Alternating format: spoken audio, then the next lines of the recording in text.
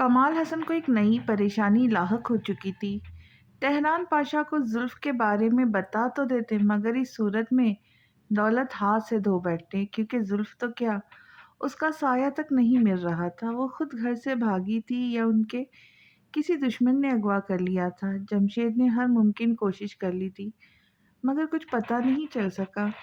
جمشید الگ ان کے سر پر تلوار بن کے لٹک رہا تھا۔ ان سے جان چھڑانا کوئی بڑی بات نہیں تھی، بس ایک بار زلف مل جاتی۔ اس کی گمشدگی کو آج تیسرا دن بھی گزر گیا تھا۔ تہران پاشا ان کی موت کا پروانہ بنا بہت غصے میں آفس میں داخل ہوا۔ زلف کہاں ہے؟ چھوٹتے ہی پہلا سوال اس نے کیا تھا۔ کمال حسن کے چھکے چھوٹ گئے۔ وہ بھیگی بلی بننے اس کے سامنے تسلی آمیز الفاظ تلاش کر رہے تھے۔ پھر وہ چیختے پوچھنے لگا، میں نے پوچھا زلف کہاں ہے؟ میں نے آپ کی ڈیمانڈ پوری کرنے میں 3 سیکنڈ بھی نہیں لگائے تھے اور آپ نے 3 دن کیسے لگا دیے؟ کہاں ہے زلف؟ زلف نہیں ہے۔ نہیں ہے کا کیا مطلب؟ اس کی آواز بلند ہونے لگی۔ اسے کسی نے اغوا کر لیا ہے، ہمیں اب تک پتہ نہیں چل سکا۔ تمہاری بیٹی 3 دن سے لاپتہ، تم ایسے راحت بھرے دن گزار رہے جیسے کچھ ہوا ہی نہیں۔ شرم آنی چاہیے تمہیں۔ وہ چبا چبا کر کہہ رہا تھا مگر مقابل نے اس کی باتوں کا اثر نہیں لیا۔ وہ ڈھیٹ پن کا بخوبی مظاہرہ کر رہے تھے۔ انہیں جو چاہیے تھا مل چکا تھا۔ زلف کی اوقات ویسے بھی ان کی زندگی میں کوڑی کی بھی نہ تھی۔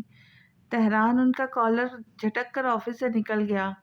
زلف کو چھوڑ دو۔ وہ فون پر انگلیاں گھماتے ہوئے شجاع کو پیغام بھیجا۔ ابھی اس نے اسٹیئرنگ سنبھالا تھا کہ شجاع کا جوابی پیغام ملا، یہ تمہارے ہیرو بننے کا وقت ہے باس، جاؤ اور چھڑا لو۔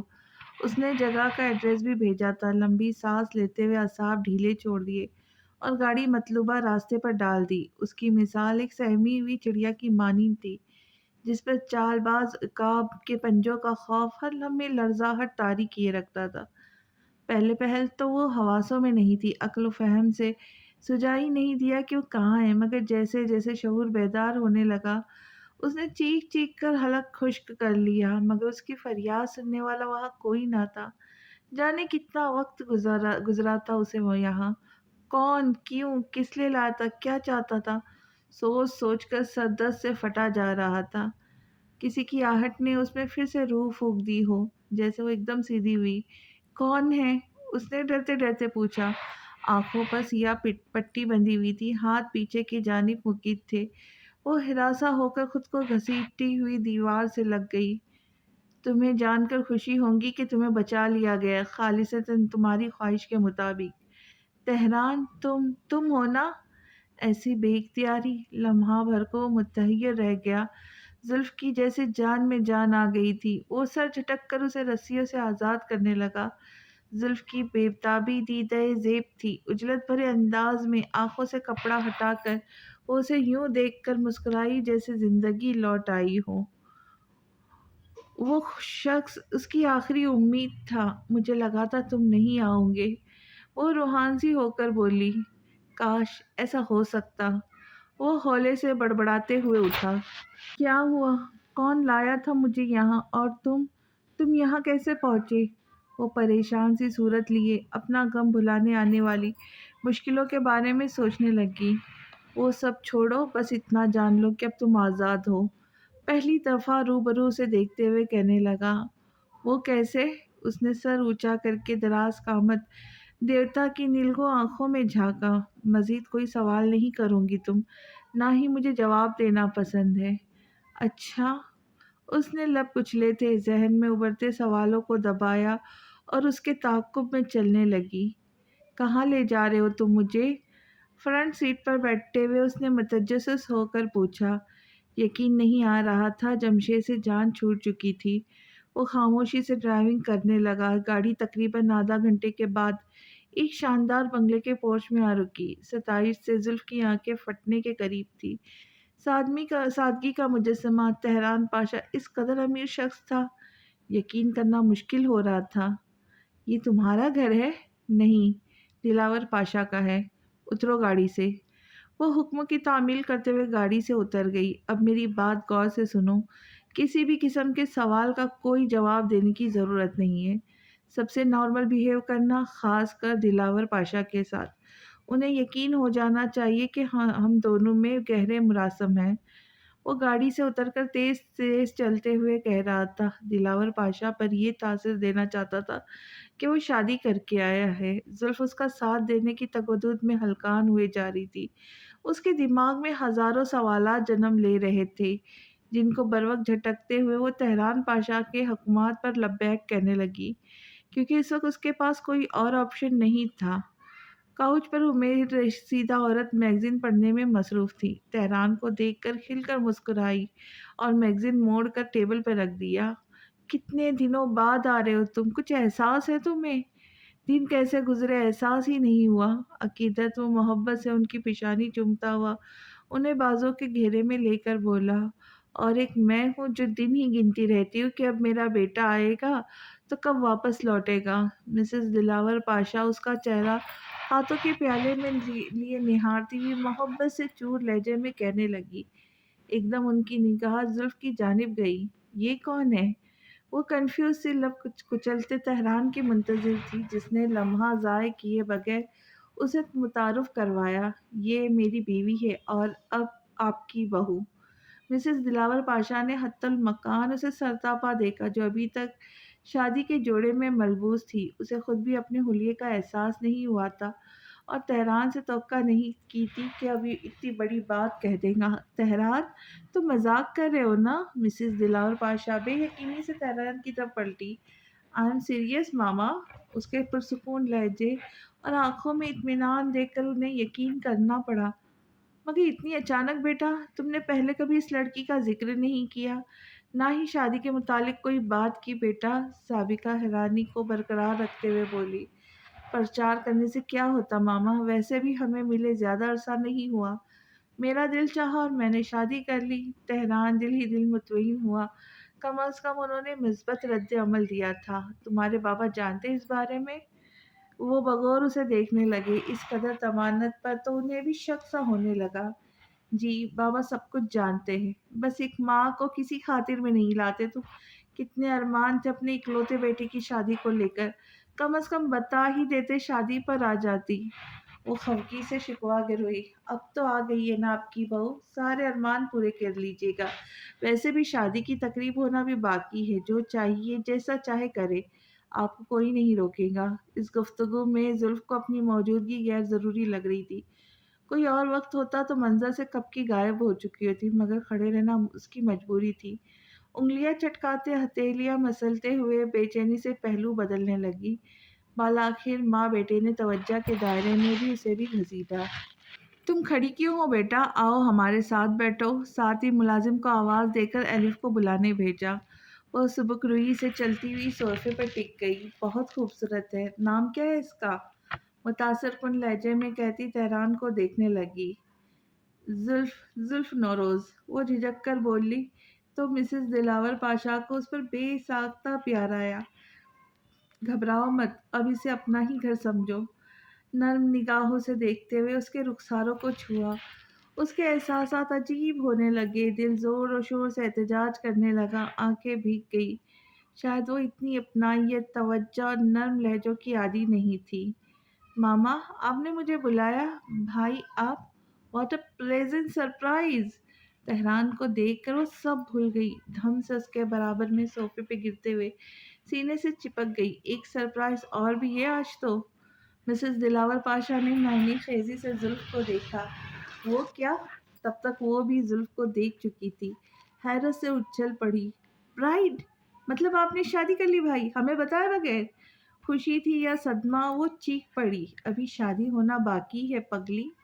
تہران نے سر پر چپت رسید کی۔ او اللہ، آپ بے مثال ہے، قربان جاؤں آپ کی سادگی پر بھائی۔ اس نے والہانہ انداز میں اس کا منہ چوما۔ مسز دلاور پاشا اس کے انداز پر ہنس دی۔ زلف کو جانے کیوں کوفت ہو رہی تھی اس سارے منظر سے۔ اچھا بس مجھے چھوڑو اور زلف کو کمرہ دکھا دو۔ ابھی نہیں بھائی، ابھی تو میں نے بھابھی کو مخاطب تک نہیں کیا۔ وہ بگڑ کر بولی۔ کل جتنی چاہیے باتیں کر لینا، اس وقت اسے آرام کرنے دو۔ تہران کا انداز ملتجی تھا۔ ٹھیک ہے۔ وہ منہ بسورتے ہوئے اسے تہران کے کمرے میں چھوڑ کر واپس آ گئی۔ بہت ناراض ہوں میں آپ سے، یہ کون سا طریقہ ہے بھلا شادی کرنے کا؟ ہم سب کی خوشی کا خیال ہی کر لیتے۔ میں نے اپنی خوشی کا خیال کر لیا क्या इतना काफ़ी नहीं? उसने उसे छेड़ा। How you mean? उसने आंखें दिखाई। अच्छा तुम एक छोटा सा काम कर देना, जुल्फ के लिए कमरा और ज़रूरत की सारी चीज़ें अरेंज कर देना। आपने सही शख्स से रुजू किया, बिल्कुल फ़िक्र ना करें, मैं सब सँभाल लूँगी। उसने गर्दन अकड़ा कर कहा, थैंक यू सो मच। वो भरोसा देते हुए उठा। अब कहाँ चले आप? आता हूँ, कुछ ज़रूरी काम है, वो कहकर चला गया। नवेली दुल्हन से भी ज़्यादा ज़रूरी काम है। हद है भाई, मुझे लगा आप सुधर गए होंगे, मगर वो ज़रा लब बड़बड़ाते हुए अपने कमरे में चली गई। जमशेद का बस नहीं चल रहा था, वरना कमाल हसन को मंजर से गायब कर देता। जब से उसने सुना था कमाल हुसैन ने जुल्फ को उसी शख्स के साथ रुखसत कर दिया था जो अगवाकार था, चूंकि उनकी गैरत खतरे में थी। वो ये नहीं कह सकते थे कि उन्होंने जुल्फ का सौदा कर दिया, गो कि उन्होंने जमशेद से पीछा छुड़ाने के लिए झूठ बोला था। मगर ये हकीकत यही थी कि तेहरान ने अगवा करवाया था, जिससे कमाल हुसैन भी नाबालिग थी। आप इतने मुतमईन कैसे हैं? सोने की चिड़िया हमारे हाथ से निकल चुकी है, कोई तदबीर लड़ाए उसे वापस लाने की। जमशेद ने खामोश बैठी शर्मीन को जगाया। अच्छा हुआ उस मनहूस से जान छूटी, और तुम ज़रा अपनी हवस को काबू में रखो। जैसे मैं नहीं जानती, तुम्हें उसकी दौलत में कम और उस लड़की में ज़्यादा दिलचस्पी थी। इसे हवस नहीं, मोहब्बत कहते हैं। वो तड़क कर बोला, मोहब्बत वहब्बत अब भूल जाओ जमशेद। अगर तुमने उस लड़की को वापस मेरे घर का रास्ता दिखाने की कोशिश की तो मुझसे और बुरा कोई नहीं होगा। अंगश्त शहादत उठाकर धमकाते हुए बोली। जमशेद को उस वक्त अपनी बहन इंतहाई लालची लगी थी। ये अच्छा नहीं हुआ शर्मीन, ना मतलब निकाल के तुमने मुझे दूध में से मक्खी की तरह निकाल कर फेंक दिया। मैं माफ़ नहीं करूँगा तुम्हें। देखना एक रोज़ जुल्फ भी मेरी होंगी और कमाल हसन भी मेरा दम भरेगा, और तुम मेरे रहम करम पर होंगी, तब मैं भी यूं ही पीठ दिखाऊंगा जैसे तुमने मुझे दिखाई है। वो तनफन करता वहाँ से निकल गया। शर्मीन रास्ते के सारे कांटे हट जाने पे मसरूर सी फतेह का जश्न मना रही थी। हाँ यार, यूनिवर्सिटी थोड़ा लेट आऊँगी आज। अच्छा तुमने जिस स्टाइलिस्ट के बारे में बताया था उसका कॉन्टैक्ट नंबर सेंड करो मुझे, उसकी अपॉइंटमेंट चाहिए। वो जैकी से फ़ोन पर कह रही थी। अच्छा ठीक है, तुम नंबर सेंड करो, बाकी मैं खुद देख लूँगी। उसने फ़ोन बंद करके जुल्फ़ के कमरे का रुख किया। अंदर आ सकती हूँ? लॉक घुमाते हुए इजाज़त तलब की। वो जो भरपूर नींद लेने के बाद अभी उठी थी, उसे देखकर हैरान हुई। एक्चुअली भाई ने कहा था आपकी ज़रूरत के मुताबिक अरेंजमेंट वगैरह कर दूँ। किस किस्म की अरेंजमेंट्स? वो हकीकतन बौखला गई। पहनने ओढ़ने से लेके सारा स्टफ़। और हाँ, रूम की डेकोरेशन, इंटीरियर भी। वैसे तो ये भाई का कमरा है जो कि अब आपका भी है। आप अपनी पसंद के मुताबिक इसे सेट कर लीजिएगा, क्योंकि भाई तो कम से कम यहाँ आते और ज़्यादातर कॉटेज में रहते। अब आप ही को यहाँ रहना है। सो टेल मी, आपका टेस्ट क्या है? वो ख़ास ही बात होनी थी। एक ही सांस में बात ख़त्म करके उसकी जानिब बढ़ी। ज़ुल्फ़ कन्फ्यूज़ सी होकर सोचने लगी, एक बहुत ज़रूरी बात तो मैं पूछना ही भूल गई, आपका नाम क्या है? जुल्फ। वो फीका सा मुस्कुराते हुए बोली, वाह what a unique name. Anyways, मैंने स्टाइलिस्ट और डिज़ाइनर से अपॉइंट बुक कर ली है, और एजेंसी भी फ़ोन कर दूंगी, वो लोग कुछ देर में आ जाएंगे। आप अपनी पसंद से अपना कमरा सेट करवा लीजिएगा और शाम को रेडी रहिएगा। स्टाइलिस्ट की अपॉइंटमेंट बहुत मुश्किलों से मिली है, सो डोंट बी लेट। मैं चलती हूँ, मुझे यूनिवर्सिटी जाना है। वो फ्लाइंग किस उसकी जानिब उछाल कर हाथ हिलाती कमरे से चली गई।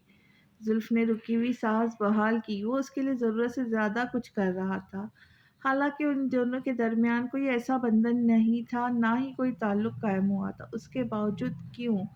उसके दिमाग में बहुत से सवाल थे जिनका जवाब सिर्फ तेहरान ही दे सकता था, जो रात से ही गायब था। अलिफ के बकौल वो यहाँ कम ही आता था, उसे क्यों अपने साथ नहीं लेकर गया? उसने शावर लेने के बाद हाई वेस्ट शर्ट और जींस सेप्तन कर ली जो एल्फ उसके लिए छोड़ कर गई थी। एल्फ बहुत स्टाइलिश थी, जूतों, कपड़ों, परफ्यूम्स वगैरह जाने कितने रुपए खर्च करती थी। वो सोचकर ही हैरान थी। और एक तेहरान था जो सादगी का मुतमनी था। दोनों बहन भाई में ज़मीन आसमान का इम्तिजाज था। फ्रेश होकर कमरे से निकली तो सोबर और बावकार शख्सियत के मालिक दिलावर पाशा से उसका सामना हुआ। उसे तेहरान की कही बात बर वक्त याद आई, वो भी उसे देख चुके थे। Good morning. وہ مبہم سا مسکرا کر راستہ چھوڑتے ہوئے ایک طرف ہوئی۔ سرتاپائی کو چٹی نظر اسے دیکھا اور ڈائننگ ٹیبل پر چلے گئے۔ وہ تذبذب کا شکار تھی، رکے یا واپس چلی جائے۔ مسز دلاور کی بنسبت دلاور پاشا کا رویہ روکھا سا تھا، کوئی بات ہی بن جائے۔ وہ پلٹ کر جانے لگی۔ زلف بیٹا ناشتہ تو کر لو۔ تہران تو رات سے واپس ہی نہیں آیا، مجھے لگتا ہے کاٹیج چلا گیا ہوگا۔ یہ اس کی پرانی عادت ہے، وہ ذرا لاغر سا ہے۔ تم اداس مت ہو، آؤ ہمارے ساتھ بیٹھ کر ناشتہ کرو۔ وہ اس کی جھجک اور گریز کو مٹانے کی خاطر شائستگی سے گویا ہوئی۔ زلف چاروں ناچار بیٹھ گئی۔ اسے تہران پر غصہ آ رہا تھا، اس کا دھوپ چھاؤ سا رویہ سمجھ سے بالا تر تھا۔ کبھی تو اتنی پرواہ دکھاتا کہ حیران ہو جاتی، کبھی اجنبیت کا لبادہ اوڑھ کر خود سے پرایا کر دیتا۔ شام کو الف اس کا انکار کے باوجود اسے اسٹائلسٹ کے پاس لے گئی۔ Hair rebonding, fashion, manicure pedicure, haircut کیا نہیں تھا جو اس لڑکی نے اس پہ اپلائی نہ کروایا۔ نیت نئے ڈیزائن کلیکشن کے لباس اس کے وارڈروب میں بھر دیے تھے۔ کمرہ اس نے اپنی پسند کے مطابق سادگی سے ہی سیٹ کروایا تھا کہ اس کا اصل حلیہ تبدیل نہ ہو۔ یوں ہی دو دن گزر گئے مگر تہران نہیں آیا۔ گو کہ وہ اندر ہی اندر بہت پریشان ہو رہی تھی، مگر مسز دلاور پاشا اور الف کی اپنائیت بھرے ساتھ نے اس احساس کو کم کر دیا تھا۔ آج کافی دنوں بعد دلاور پاشا نے اسے خود سے مخاطب کیا، ورنہ انہوں نے واقعی اس کی شکل بھی نہ دیکھی تھی۔ تم گھر کیوں نہیں آ رہے ہو؟ انداز اسے بھی ناراضی جھلک رہی تھی۔ وہ میرا نہیں، آپ کا گھر ہے ڈیڈ۔ اس نے ہمیشہ کی طرح نارمل انداز میں ان کا دل جلانے والی بات کہی تھی۔ وہ بھی بھڑک کر کہنے لگے، تو پھر میرے گھر میں تمہاری بیوی کیا کر رہی ہے؟ لے کے جاؤ اسے وہاں سے اور اپنے عالیشان گھر میں رکھو۔ وہ تمسخر بھرے لہجے میں بولے، ضرور، میں تو ماما سے ملوانے لے گیا تھا۔ آپ نے مجھ پر کام کا بوجھ ہی اتنا ڈال دیا کہ میں گھر جا ہی نہیں سکا۔ میں اپنی بیوی کو اپنے گھر لے جاؤں گا دلاور پاشا، آپ فکر مت کرے۔ اس نے ان کے سارے اعتراض ختم کر دیے۔ دلاور پاشا نے کہنے کے لیے منہ کھولا ہی تھا، مگر انا نے ایسا ہونے نہیں دیا۔ وہ لیپ ٹاپ بند کر کے باقیہ سمیٹتا ہوا آفس سے نکل گیا۔ تم زلف کو کاٹیج چھوڑ دو گی؟ اس نے پیغام لکھ کر الف کو بھیجا۔ ضرور، کیوں نہیں، مگر سب ٹھیک ہے نا؟ جوابی ٹیکسٹ آیا۔ بس بابا کو لائن پر لانے کی کوشش کر رہا ہوں۔ اس نے جوابی ٹیکسٹ کیا۔ آپ لوگوں کے درمیان یہ سرد جنگ کب ختم ہوں گی بھائی؟ اداسی میں لپٹا ہوا جملہ دیکھ کر اس نے بھاری تنفس کھینچا، لیپ ٹاپ کی اسکرین فولڈ کی۔ شام کے وقت الف اسے تہران کے پاس چھوڑ گئی تھی۔ اس نے سرسری سی نگاہ سے دیکھا، وہ کچھ بدلی سی لگ رہی تھی۔ کچھ دیر بیٹھنے کے بعد الف جا چکی تھی۔ زلف ہنوز حیران چپ تھی، جس پر تہران حیرت کے سمندر میں غوطہ زن تھا۔ پھر وہ اٹھ کر اس کے کمرے میں چلی گئی۔ کھڑکی سے فلک بوس پہاڑوں کو دیکھتے ہوئے بابا کے بارے میں سوچنے لگی، ان پر اس کی گمشدگی نے کیا اثر ڈالا ہوگا۔ حیرت کا مقام تھا، تہران نے اتنا سب کچھ کیسے سنبھالا، کیوں اس کے لیے جوخم اٹھا رہا تھا جبکہ وہ انکار کر چکا تھا۔ تم اتنی خاموش کیوں ہو؟ کس نے کچھ کہا کیا؟ بالاخر اس نے پوچھ ہی لیا۔ تمہیں اس سے کیا؟ تم پر تو جیسے بوجھ تھی، میں جو اتار کر پھینک کر وہاں سے چلے اور پوچھا بھی نہیں۔ وہ مڑے بغیر پسماندہ سی ہو کر بولی، تم جو سوچتی ہو اس کا 1% بھی کبھی سچ ہوا ہے؟ اس کا انداز مغرور لگا تھا اسے۔ وہ کھڑکی سے اتر کر قریب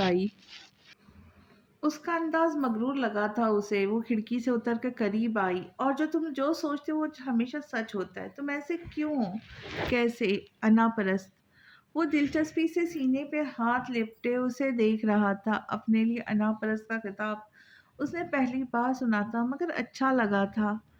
اب ایسے کیا گھور رہے ہو؟ اس کی ناراضگی حد سے سوا تھی۔ پوچھو، کیا پوچھنا چاہتی ہو؟ گویا اس کی مشکل آسان کر دی۔ تم میرے لیے سب کیوں کر رہے ہو؟ میں اپنے وعدے اور ارادے کبھی نہیں بھولتا، پہلے بھی کہہ چکا ہوں تم سے۔ پھر تم نے اس دن انکار کیوں کیا؟ تم نے خود انکار سمجھ لیا تھا، حالانکہ میں نے ایسا کچھ نہیں کہا تھا تم سے۔ اس کی ناراضگی کو خاطر میں نہ لاتے ہوئے بولا۔ اس کے تاثراتوں کی پختگی دیکھ کر رہ گئی۔ کتنا زام تھا اسے اپنی ذات کا، مغرور۔ انا چھلکتی نیلگوں آنکھیں ابھی بھی منتظر تھی کب زلف کوئی بات کہے اور اس کو شکوہ پاش کر دے۔ بے پناہ ناراضگی سے سلگتی آنکھیں موڑ کر کھڑکی سے باہر دیکھنے لگی۔ تم نے بابا سے ایسا کیا کہا کہ وہ مان گئے؟ ایک شرط انہوں نے میری مانی اور ایک میں نے۔ کیا مطلب؟ کیسی شرط؟ وہ سراسیمگی سے پلٹ کر پوچھنے لگی۔ یہ سب چھوڑ دو، تم نے بال کیوں کٹوائے؟ انتہائی غیر متوقع بات تھی، وہ تو حیران ہی رہ گئی تھی۔ تہران ایک دو پل اسے دیکھتا رہا، پھر جواب نہ پا کر منظر سے ہٹ گئی۔ زلف الجھ کر رہ گئی، واقعی اس قسم کو باتوں کو نوٹس لیتا ہے یا پھر سامنے والے کو الجھانے کا یہ بھی اس کا کوئی ایک انداز تھا۔ اس کے ساتھ اتنا وقت گزار کر وہ یہ تو جان چکی تھی کہ تہران کس مزاج کا شخص تھا۔ دلاور پاشا سے اس کے تعلقات کچھ کشیدہ تھے، جبکہ جب بھی ان کا ذکر چھیڑتی وہ سہولت سے ٹال دیتا۔ اس کے ساتھ کبھی گرم کبھی نرم مزاجی قائم تھی۔ جب سے اسے پنکھ ملے تھے وہ تتلیوں کی طرح ہواؤں میں رہنے لگی۔ اس کے انداز کی شرارتی لڑکی جب جب شرارت پر مچلتی وہ تہران پاشا کو زج کر دیتی۔ وہ کبھی غصہ دکھاتا، کبھی تنبیہ کر کے چھوڑ دیتا۔ شروع میں اسے بہت غصہ آتا تھا، مگر دھیرے دھیرے وہ عادی ہوتا جا رہا تھا۔ اب غصہ کم دکھاتا تھا۔ لگ بھگ ہفتہ ہونے کو تھا، مگر دلاور پاشا کی ناراضگی ختم نہیں ہوئی تھی۔ تہران ان کی جانب سے پیش قدمی کا منتظر تھا، ورنہ وہ کب کا نکاح کر چکا ہوتا۔ سارے ڈاکیومنٹس ریڈی تھے، مگر اب لگ رہا تھا اسے یہ کام ان کے بغیر ہی سر انجام دینا ہوگا۔ زلف، باہر آؤ، تم سے ضروری بات کرنی ہے۔ اس نے دروازے پہ دستک دی۔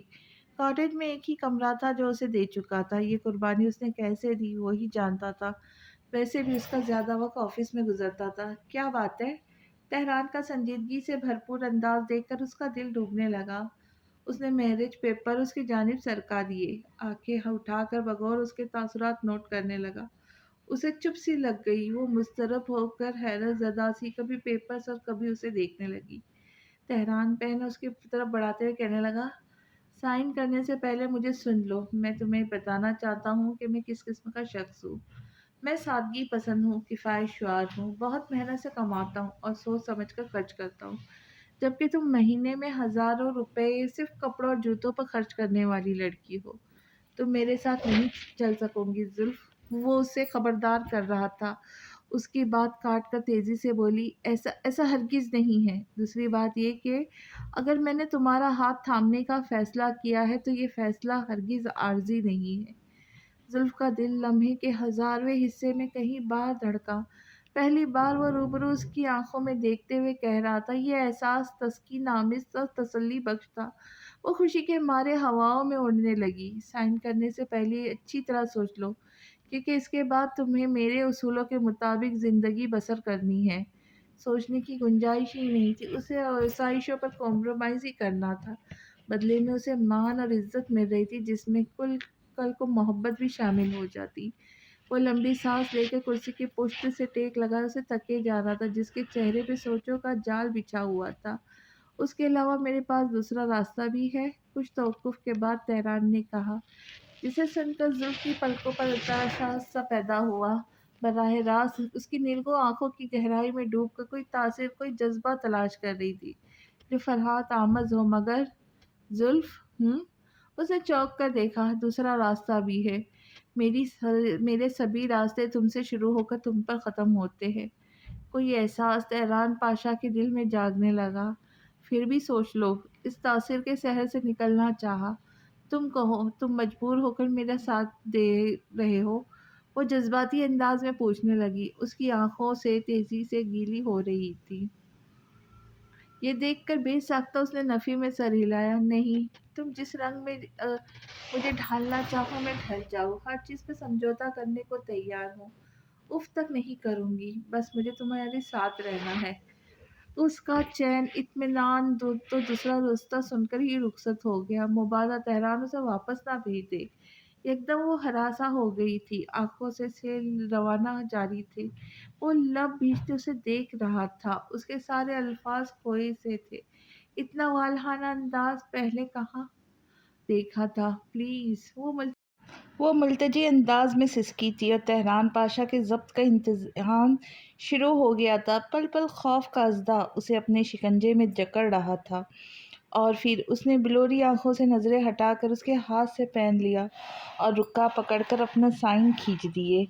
بے ساختگی کے عالم میں اسے دیکھتی رہ گئی۔ تہران پاشا پین اس کی جانب بڑھائے منتظر تھا۔ اس نے سو سو کرتے، ناک رگڑتے ہوئے، لرزتے کپ کپاتے ہاتھوں سے سائن کر دیے۔ کاغذ سمیٹ کر وہ وہاں سے اٹھ گیا۔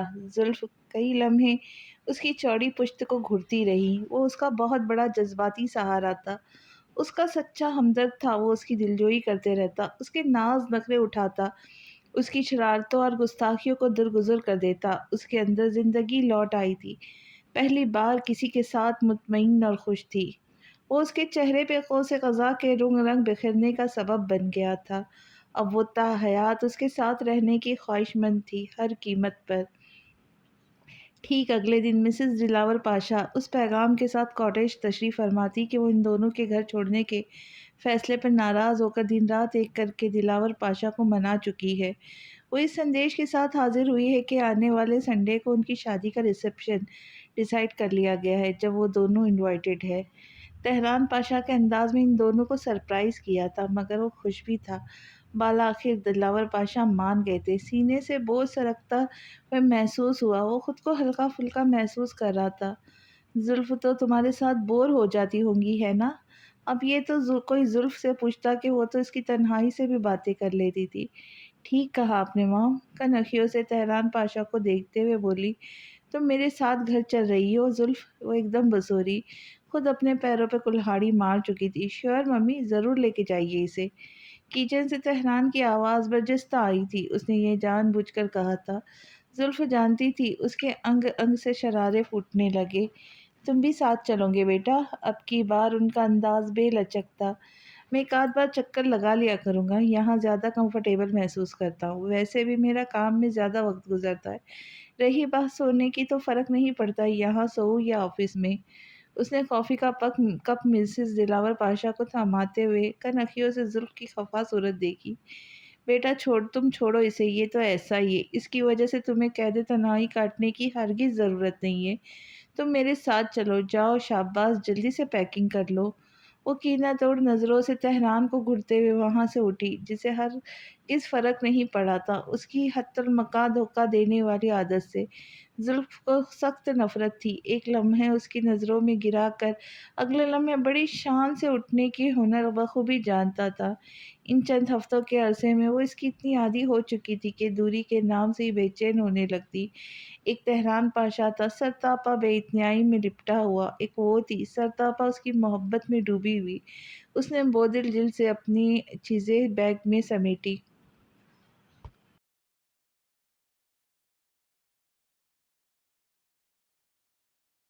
اور ایک وہ تھی سرتاپا اس کی محبت میں ڈوبی ہوئی۔ اس نے بوجھل دل سے اپنی چیزیں بیگ میں ٹھوسی، مسز دلاور پاشا کے ساتھ چلی گئی۔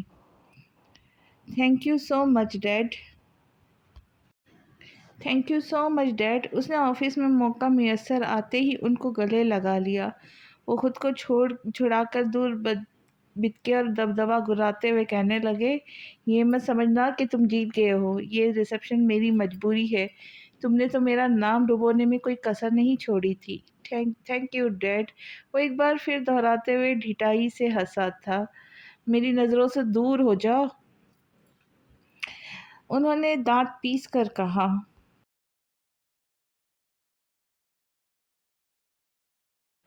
جیسے آپ کی خواہش باس، وہ سر خم دیتا وہاں سے چلا گیا تھا۔ خبیث، نافرمان۔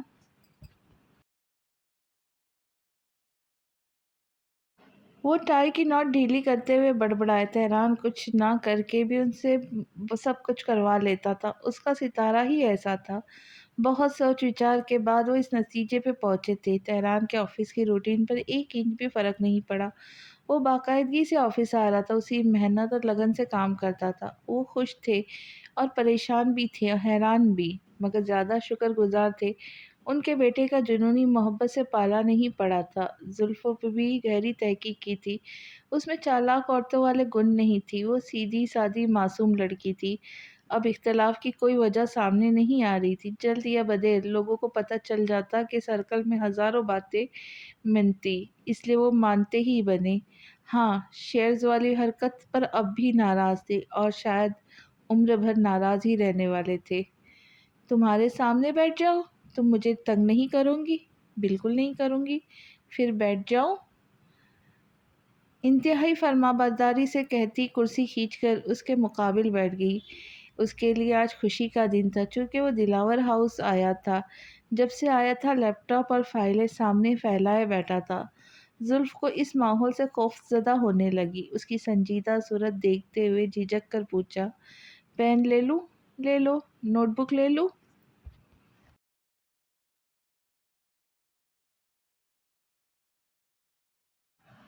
توجہ کے سرے منتشر ہو جانے پر وہ یہ ایک دم بھڑک کر بولا، خاموشی سے بیٹھو ورنہ مجھ سے برا کوئی نہیں ہوگا۔ تم سے برا کوئی ہے بھی نہیں، خڑوس پادشاہ۔ اسے بالکل خاطر میں نہیں لائی۔ بڑبڑاتے ہوئے نوٹ بک اٹھا کر دانستہ ٹیبل پر زور سے پٹکا جھک کر مصروف نظر آنے لگی۔ تہران ضبط کے مارے لب بھیج کے رہ گیا، پھر کام میں ایسا ڈوبا کہ 2 گھنٹے کیسے گزرے اسے محسوس بھی نہیں ہوا تھا۔ لیپ ٹاپ کی اسکرین فولڈ کرتے ہوئے پہلی نگاہ زلف پر پڑی۔ وہ کرسی پر ہی سو چکی تھی۔ زلف اٹھو، اپنے بستر پر جا کے لیٹو، اس نے ٹیبل پر منتشر چیزیں ترتیب دیتے ہوئے اسے کہا، جس کے کان پر جوں تک نہ رینگی۔ اس نے ذرا سا کاندھا کیا ہلایا، وہ مجسم اس سے آ لگی۔ نوٹ بک اور پین اس کی جھولی سے پھسل کر زمین پر گر گئے۔ تہران نے اسے مضبوط بازوؤں میں اٹھا کر بیڈ پر لٹاتے ہوئے کمفرٹر اڑا دیا۔ نوٹ بک اٹھائی تو وہ دنگ رہ گیا۔ صفحہ در صفحہ الٹتے ہوئے اس کی حیرت میں اضافہ ہوتا جا رہا تھا۔ یہ سب مختلف مقامات پر بنائے گئے اسکیچز تھے۔ وہ کاٹیج میں اس کی اسکیچنگ کرتی رہی تھی۔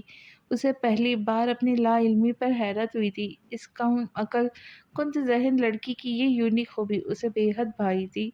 اس نے زیر لب مسکراتے ہوئے ایک نظر سوئے ہوئے وجود پر ڈالی اور ڈائری اپنے پاس محفوظ کر لی۔ وہ بھرپور انگڑائی لے کر بیدار ہوئی تو پہلی نظر سامنے اسی پر پڑی جو شاور لے کر آفس جانے کے لیے تیار ہو رہا تھا۔ وہ تیزی سے کمفرٹر دور پھینکتی ڈریسنگ کے قریب پہنچی۔ اس نے پرفیوم کی شیشی کی جانب ہاتھ بڑھایا۔ اس سے بھی پہلے زلف نے شیشی اٹھا کر اسے پیش کی تھی۔ اس کے ارادے خوب سمجھتا تھا۔ کیا ہے؟ استفہامیہ نگاہ ڈال کر پرفیوم اسپرے کرنے لگا۔ میں بھی تمہارے ساتھ جاؤں گی۔ کلون کی اس مسحور کن خوشبو نے اسے اپنے حصار میں لے لیا۔ تہران نے سنی انسنی کر دی، یار میں تم سے کچھ کہہ رہی ہوں۔ وہ پھر سنی انسنی کرتے ہوئے پلٹ کر ضروری چیزیں اٹھا کر باہر نکل گیا۔ وہ بھی تیزی سے اس کے پیچھے لپکی۔ واللہ تمہیں تنگ نہیں کروں گی، میرا یہاں دل نہیں لگتا، مجھے تمہارے ساتھ جانا ہے۔ اس کی بچکانہ ضد پر تیزی سے بڑھتے قدم رکے۔ تم نے بول بول کر کان زخمی کر دیے، پلیز مجھ پر رحم کرو۔ وہ ڈائننگ ٹیبل کے پاس رکا۔ ہم آفس میں ناشتہ کر لیں گے۔ خاص تہران کو سنانے کی خاطر وہ تنبیہ کرتے ہوئے تیزی سے ڈائننگ ہال سے نکلتے چلے گئے۔ مسز دلاور پاشا نے مایوس کن نگاہوں سے پہلے انہیں پھر تہران کو دیکھا۔ ٹھیک ہے پھر میں چلتا ہوں مالکن۔ وہ ہلکے پھلکے انداز میں مسز دلاور پاشا کا گال سہلاتا ہوا وہاں سے نکل گیا۔ زلف تیزی سے اس کے پیچھے گئی۔ مسز دلاور نے خوشگوار حیرت سے یہ منظر دیکھا۔ الف کا کندھا زوروں سے ہلا کر گلاس وال کے پار متوجہ کیا جو صوفے پہ سستا رہی تھی۔ میں یہاں بور ہو جاتی ہوں، پلیز تہران، وہ روٹھے پن سے بولی۔ تمہارا مطلب ہے میری موم کی کمپنی بورنگ ہے؟ میرے کہنے کا مطلب یہ نہیں تھا۔ جو بھی تھا، تمہیں ہر حال میں یہیں رہنا ہے۔ یہ کیا ہو رہا ہے صبح صبح؟ کیا تماشا لگا رکھا ہے تم دونوں نے؟ دلاور پاشا کا ضبط جواب دینے لگا، انہیں یہ آنکھ مچولی، ایک نہ آنکھ نہ بھائی، میں ناراض ہوں اور میری بیوی مجھے منا رہی ہے، آپ کو کوئی اعتراض ہے؟ اس نے حتی المکان کمر کے گرد ہاتھ ڈال کر اسے قریب کرتے کہا۔ دلاور پاشا خون آمیز نظروں سے دیکھنے لگے تو وہ بھرپور شرارت سے گویا ہوا، ایکسکیوز اس پلیز، مجھے اپنی بیوی سے ضروری بات کرنی ہے، اور پلٹ کر لب اس کے کان کے قریب لے جاتے ہوئے کہنے لگا، آج رات ہماری شادی کا ریسیپشن ہے، اس کے بعد تم میرے ساتھ رہ سکتی ہو۔ دلاور پاشا جل بھن کر رہ گئے۔ اتنا والہانہ انداز! زلف نے بمشکل خود کو گرنے سے روکا۔ انہیں مزید تپانے کی خاطر ایک بوسہ اس کے پیشانی پر دے ڈالا۔ وہ تپی ہوئی صورت لیے زوردار آواز کے ساتھ گاڑی کا دروازہ بند کرتے ہوئے اندر بیٹھ گئے۔ تہران کی مسکراہٹ گہری ہوتی چلی گئی۔ یہ آپ کا بیٹا اور میرا بھائی ہی ہے نا موم؟ مجھے تو یقین نہیں آ رہا۔ اتنا دلفریب منظر دیکھ کر الف کی نیند تو کہیں غائب ہو گئی تھی۔ خوشگوار حیرانی سے بولی، یقین تو مجھے بھی نہیں آ رہا، مگر یہ بدلاؤ بہت اچھا ہے۔ وہ مطمئن سی مسکرائی۔ اس کے لیے ریسیپشن بہت بورنگ گزرا۔ دلاور پاشا کے بزنس سرکل کی نامور شخصیت کے علاوہ مسز دلاور اور الف کا سوشل سرکل بھی مدعو تھا۔ تہران کی جانب سے کوئی بھی مدعو نہیں تھا۔ کیا اس کا کوئی دوست بھی تھا؟ اسے تشویش ہونے لگی۔ وعدے کے مطابق وہ اسے کاٹیج لے جا رہا تھا۔ اس کی خوشی کا کوئی ٹھکانہ نہیں تھا۔ وہ اس کی بےتابی دیکھ دیکھ کر ہی حیرت کھائے جا رہی تھی۔ فائنلی ہم پہنچ گئی، بے ساختہ کہتے ہوئے تیزی سے گاڑی سے اتری۔ دھیان سے اسے ڈھلان کی جانب بھاگتے دیکھ کر بولا۔ اسے جانے کی اس چھوٹی سی جگہ سے لگاؤ سا ہو گیا تھا۔ دلاور ہاؤس کی بنسبت یہاں آ کر اپنائیت کا احساس ہوتا تھا۔ پہاڑوں کے دامن میں یہ گھر بہت خوبصورت اور بے تحاشا سکوندہ تھا۔ ہاں بس سردی کچھ زیادہ تھی۔ ٹھنڈی ہوا کا جھونکا اس کے وجود سے ٹکرایا تو ٹھٹر کر خود میں سمٹی تھی۔ تہران ڈگی سے کچھ سامان لا رہا تھا۔ وہ چینج کرنے کمرے کی جانب بڑھی۔ اس کا لمبے گرے فراک پیچھے پیچھے جھاڑو دے رہا تھا۔ کبرڈ میں صرف اس کے کپڑے دیکھ کے اسے یاد آیا وہ اپنا بیگ تو لانا ہی بھول گئی۔ اپنی کم عقلی پر افسوس کرتے ہوئے باہر آ گئی۔ تہران نے کاٹیج کی تمام کھڑکیاں دروازہ بند کر کے پردے گرا دیے تھے، جس کی وجہ سے گھپ اندھیرا چھا گیا۔ وہ ڈر کے مارے اس کے قریب چلی آئی جو انگیٹھی میں آگ جلا رہا تھا۔ کیا ہوا؟ سرسری سا سوال کیا۔ میں اپنا بیگ لانا بھول گئی ہوں۔ میں سوچ رہی ہوں اگر میں تمہارے کپڑے پہن لوں تو وہ ایسا کرنے کا سوچنا بھی مت۔ کھٹاک سے جواب اس کے منہ پہ دے مارا اور اٹھ کر کچن کی طرف بڑھا۔ حد ہوتی ہے، مروت نام کی بھی کوئی چیز ہوتی ہے۔ وہ لباس جھٹک کر بڑبڑاتے ہوئے وہیں بیٹھ گئی۔ پھر اسے مصروف پا کر چپکے سے اس نے کبرڈ سے سفید شرٹ خاکی پینٹ نکالی اور شاور لے کر لباس تبدیل کر لیا۔ کیسی لگ رہی ہوں؟ سوٹ کر رہی ہے نا مجھ پر؟ ادا سے بال جھٹکتے ہوئے چڑا دینے والی مسکراہٹ کے ساتھ پوچھنے لگی، جیسے بہت بہادری کا کام کیا ہو۔ تم باز نہیں آؤ گی نا اپنی حرکتوں سے؟ سخت نظروں سے گھورتے ہوئے کافی کا کپ اسے تھمایا اور انگیٹھی کے قریب بیٹھ گیا۔ اس کی موجودگی میں زلف کہیں اور بیٹھ جاتی سوال ہی پیدا نہیں ہوتا تھا۔ اس کی شرارتی روح بے چین ہو رہی تھی۔ وہ بھی کپ لے کر اس کے قریب بیٹھ گئی۔ وہ انگیٹھی جلتے کوئلوں کو گھورتے ہوئے سوچے جانے کیا سوچ رہا تھا۔ اس کی موجودگی پر پلٹ کر دیکھا۔ وہ بے حد قریب تھی۔ سیاہ لمبی پلکیں، بلوری آنکھیں، چھوٹی سی ناک، سرخ ہونٹ جو بات بے بات دانتوں سے کچلتی رہتی تھی۔ حسین ترین لڑکی تھی، صاف شفاف دل کی مالک تھی، کوئی کمی بھی نہیں تھی اس میں۔ پھر بھی وہ اس کی جانب پیش قدمی نہیں کر رہا تھا۔ ہاں شاید میچورٹی کی کمی تھی اور عقل کی تو بہت زیادہ کمی تھی۔ تمہاری آنکھیں بہت خوبصورت ہے، سرگوشیوں سے بھی دھیمے لہجے میں بے اختیار کہہ گئی۔ ہاتھ اٹھا کر والہانہ انداز میں چھونا چاہا مگر تہران نے نازک مرمری ہاتھ تھام کر تنبیہ لگاتے گھور کر اور جھٹک دیا۔ خوابناک لمحے کا سحر پل بھر میں زائل ہو گیا۔ مغرور، انا پرست، بدتمیز شخص۔ اسے تہران کا انداز پسند نہیں آیا۔ اس کے انداز پہ ایک دم غصہ گور اُد آیا۔ وہ منہ پھلا کر بڑبڑاتی ہوئی فاصلے پہ بیٹھ گئی۔ وہ دل ہی دل میں اس کی حرکت پر مسکرایا تھا۔ تم کیا کھاؤ گی ڈنر میں؟ یہ احسان کیوں آخر مجھ پر پوچھ سکتی ہوں؟ اس کی نفس انا بری طرح مجروح ہوئی تھی۔ رات سے اب تک وہ اندر ہی اندر پیچ و تاب کھا رہی تھی۔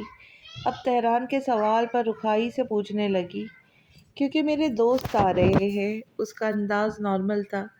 یہ کیا کہہ رہے، تمہارے بھی دوست ہیں؟ اس نے تحیر و تمسخر سے پوچھا۔ کیوں، کیا برائی ہے مجھ میں؟ اس کی تپی صورت انجوائے کرنے لگا۔ انتہائی انا پرست انسان ہو تم۔ انا پرست ہونے میں برائی ہی کیا ہے؟ اس کے اطمینان پر وہ بھڑک گئی۔ اٹھ کر کچن کاؤنٹر کے قریب گئی جہاں وہ نت نئی ڈشز تیار کر رہا تھا۔ تم خود کو سمجھتے کیا ہو آخر؟ جو تم کرو، جو تم کہو وہ سب صحیح، وہی اگر میں کہوں تو غلط کیوں؟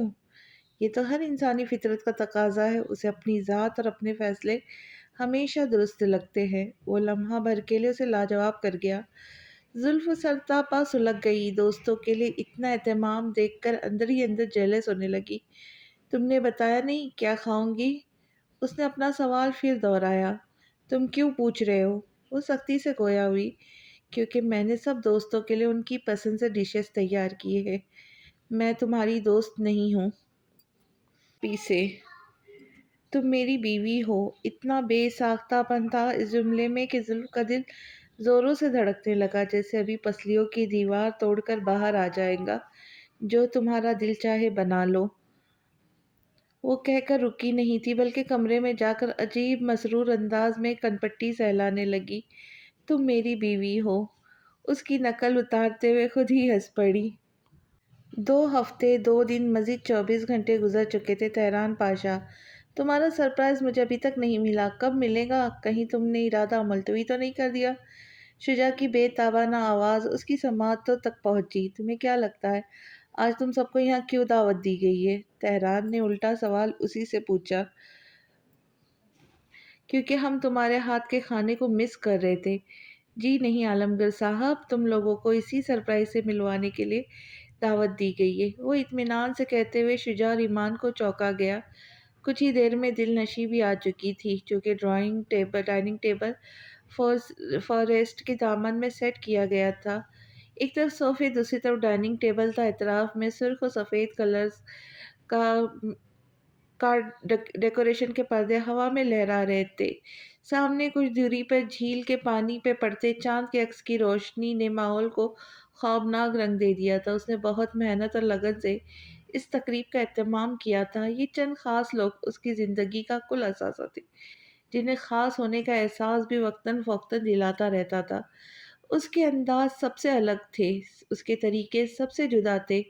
اس کا محبت جتانے کا انداز بہت نرالا تھا، جس کے وہ سبھی قائل تھے۔ کھانا لگ چکا تھا، وہ سبھی بے چینی سے سرپرائز کے منتظر تھے۔ زلف بھی آ چکی تھی، چونکہ وہ کاٹیج میں تھی۔ وہ سب لوگ فارسٹ پہ براجمان تھے، اس لیے سامنا اب ہوا تھا۔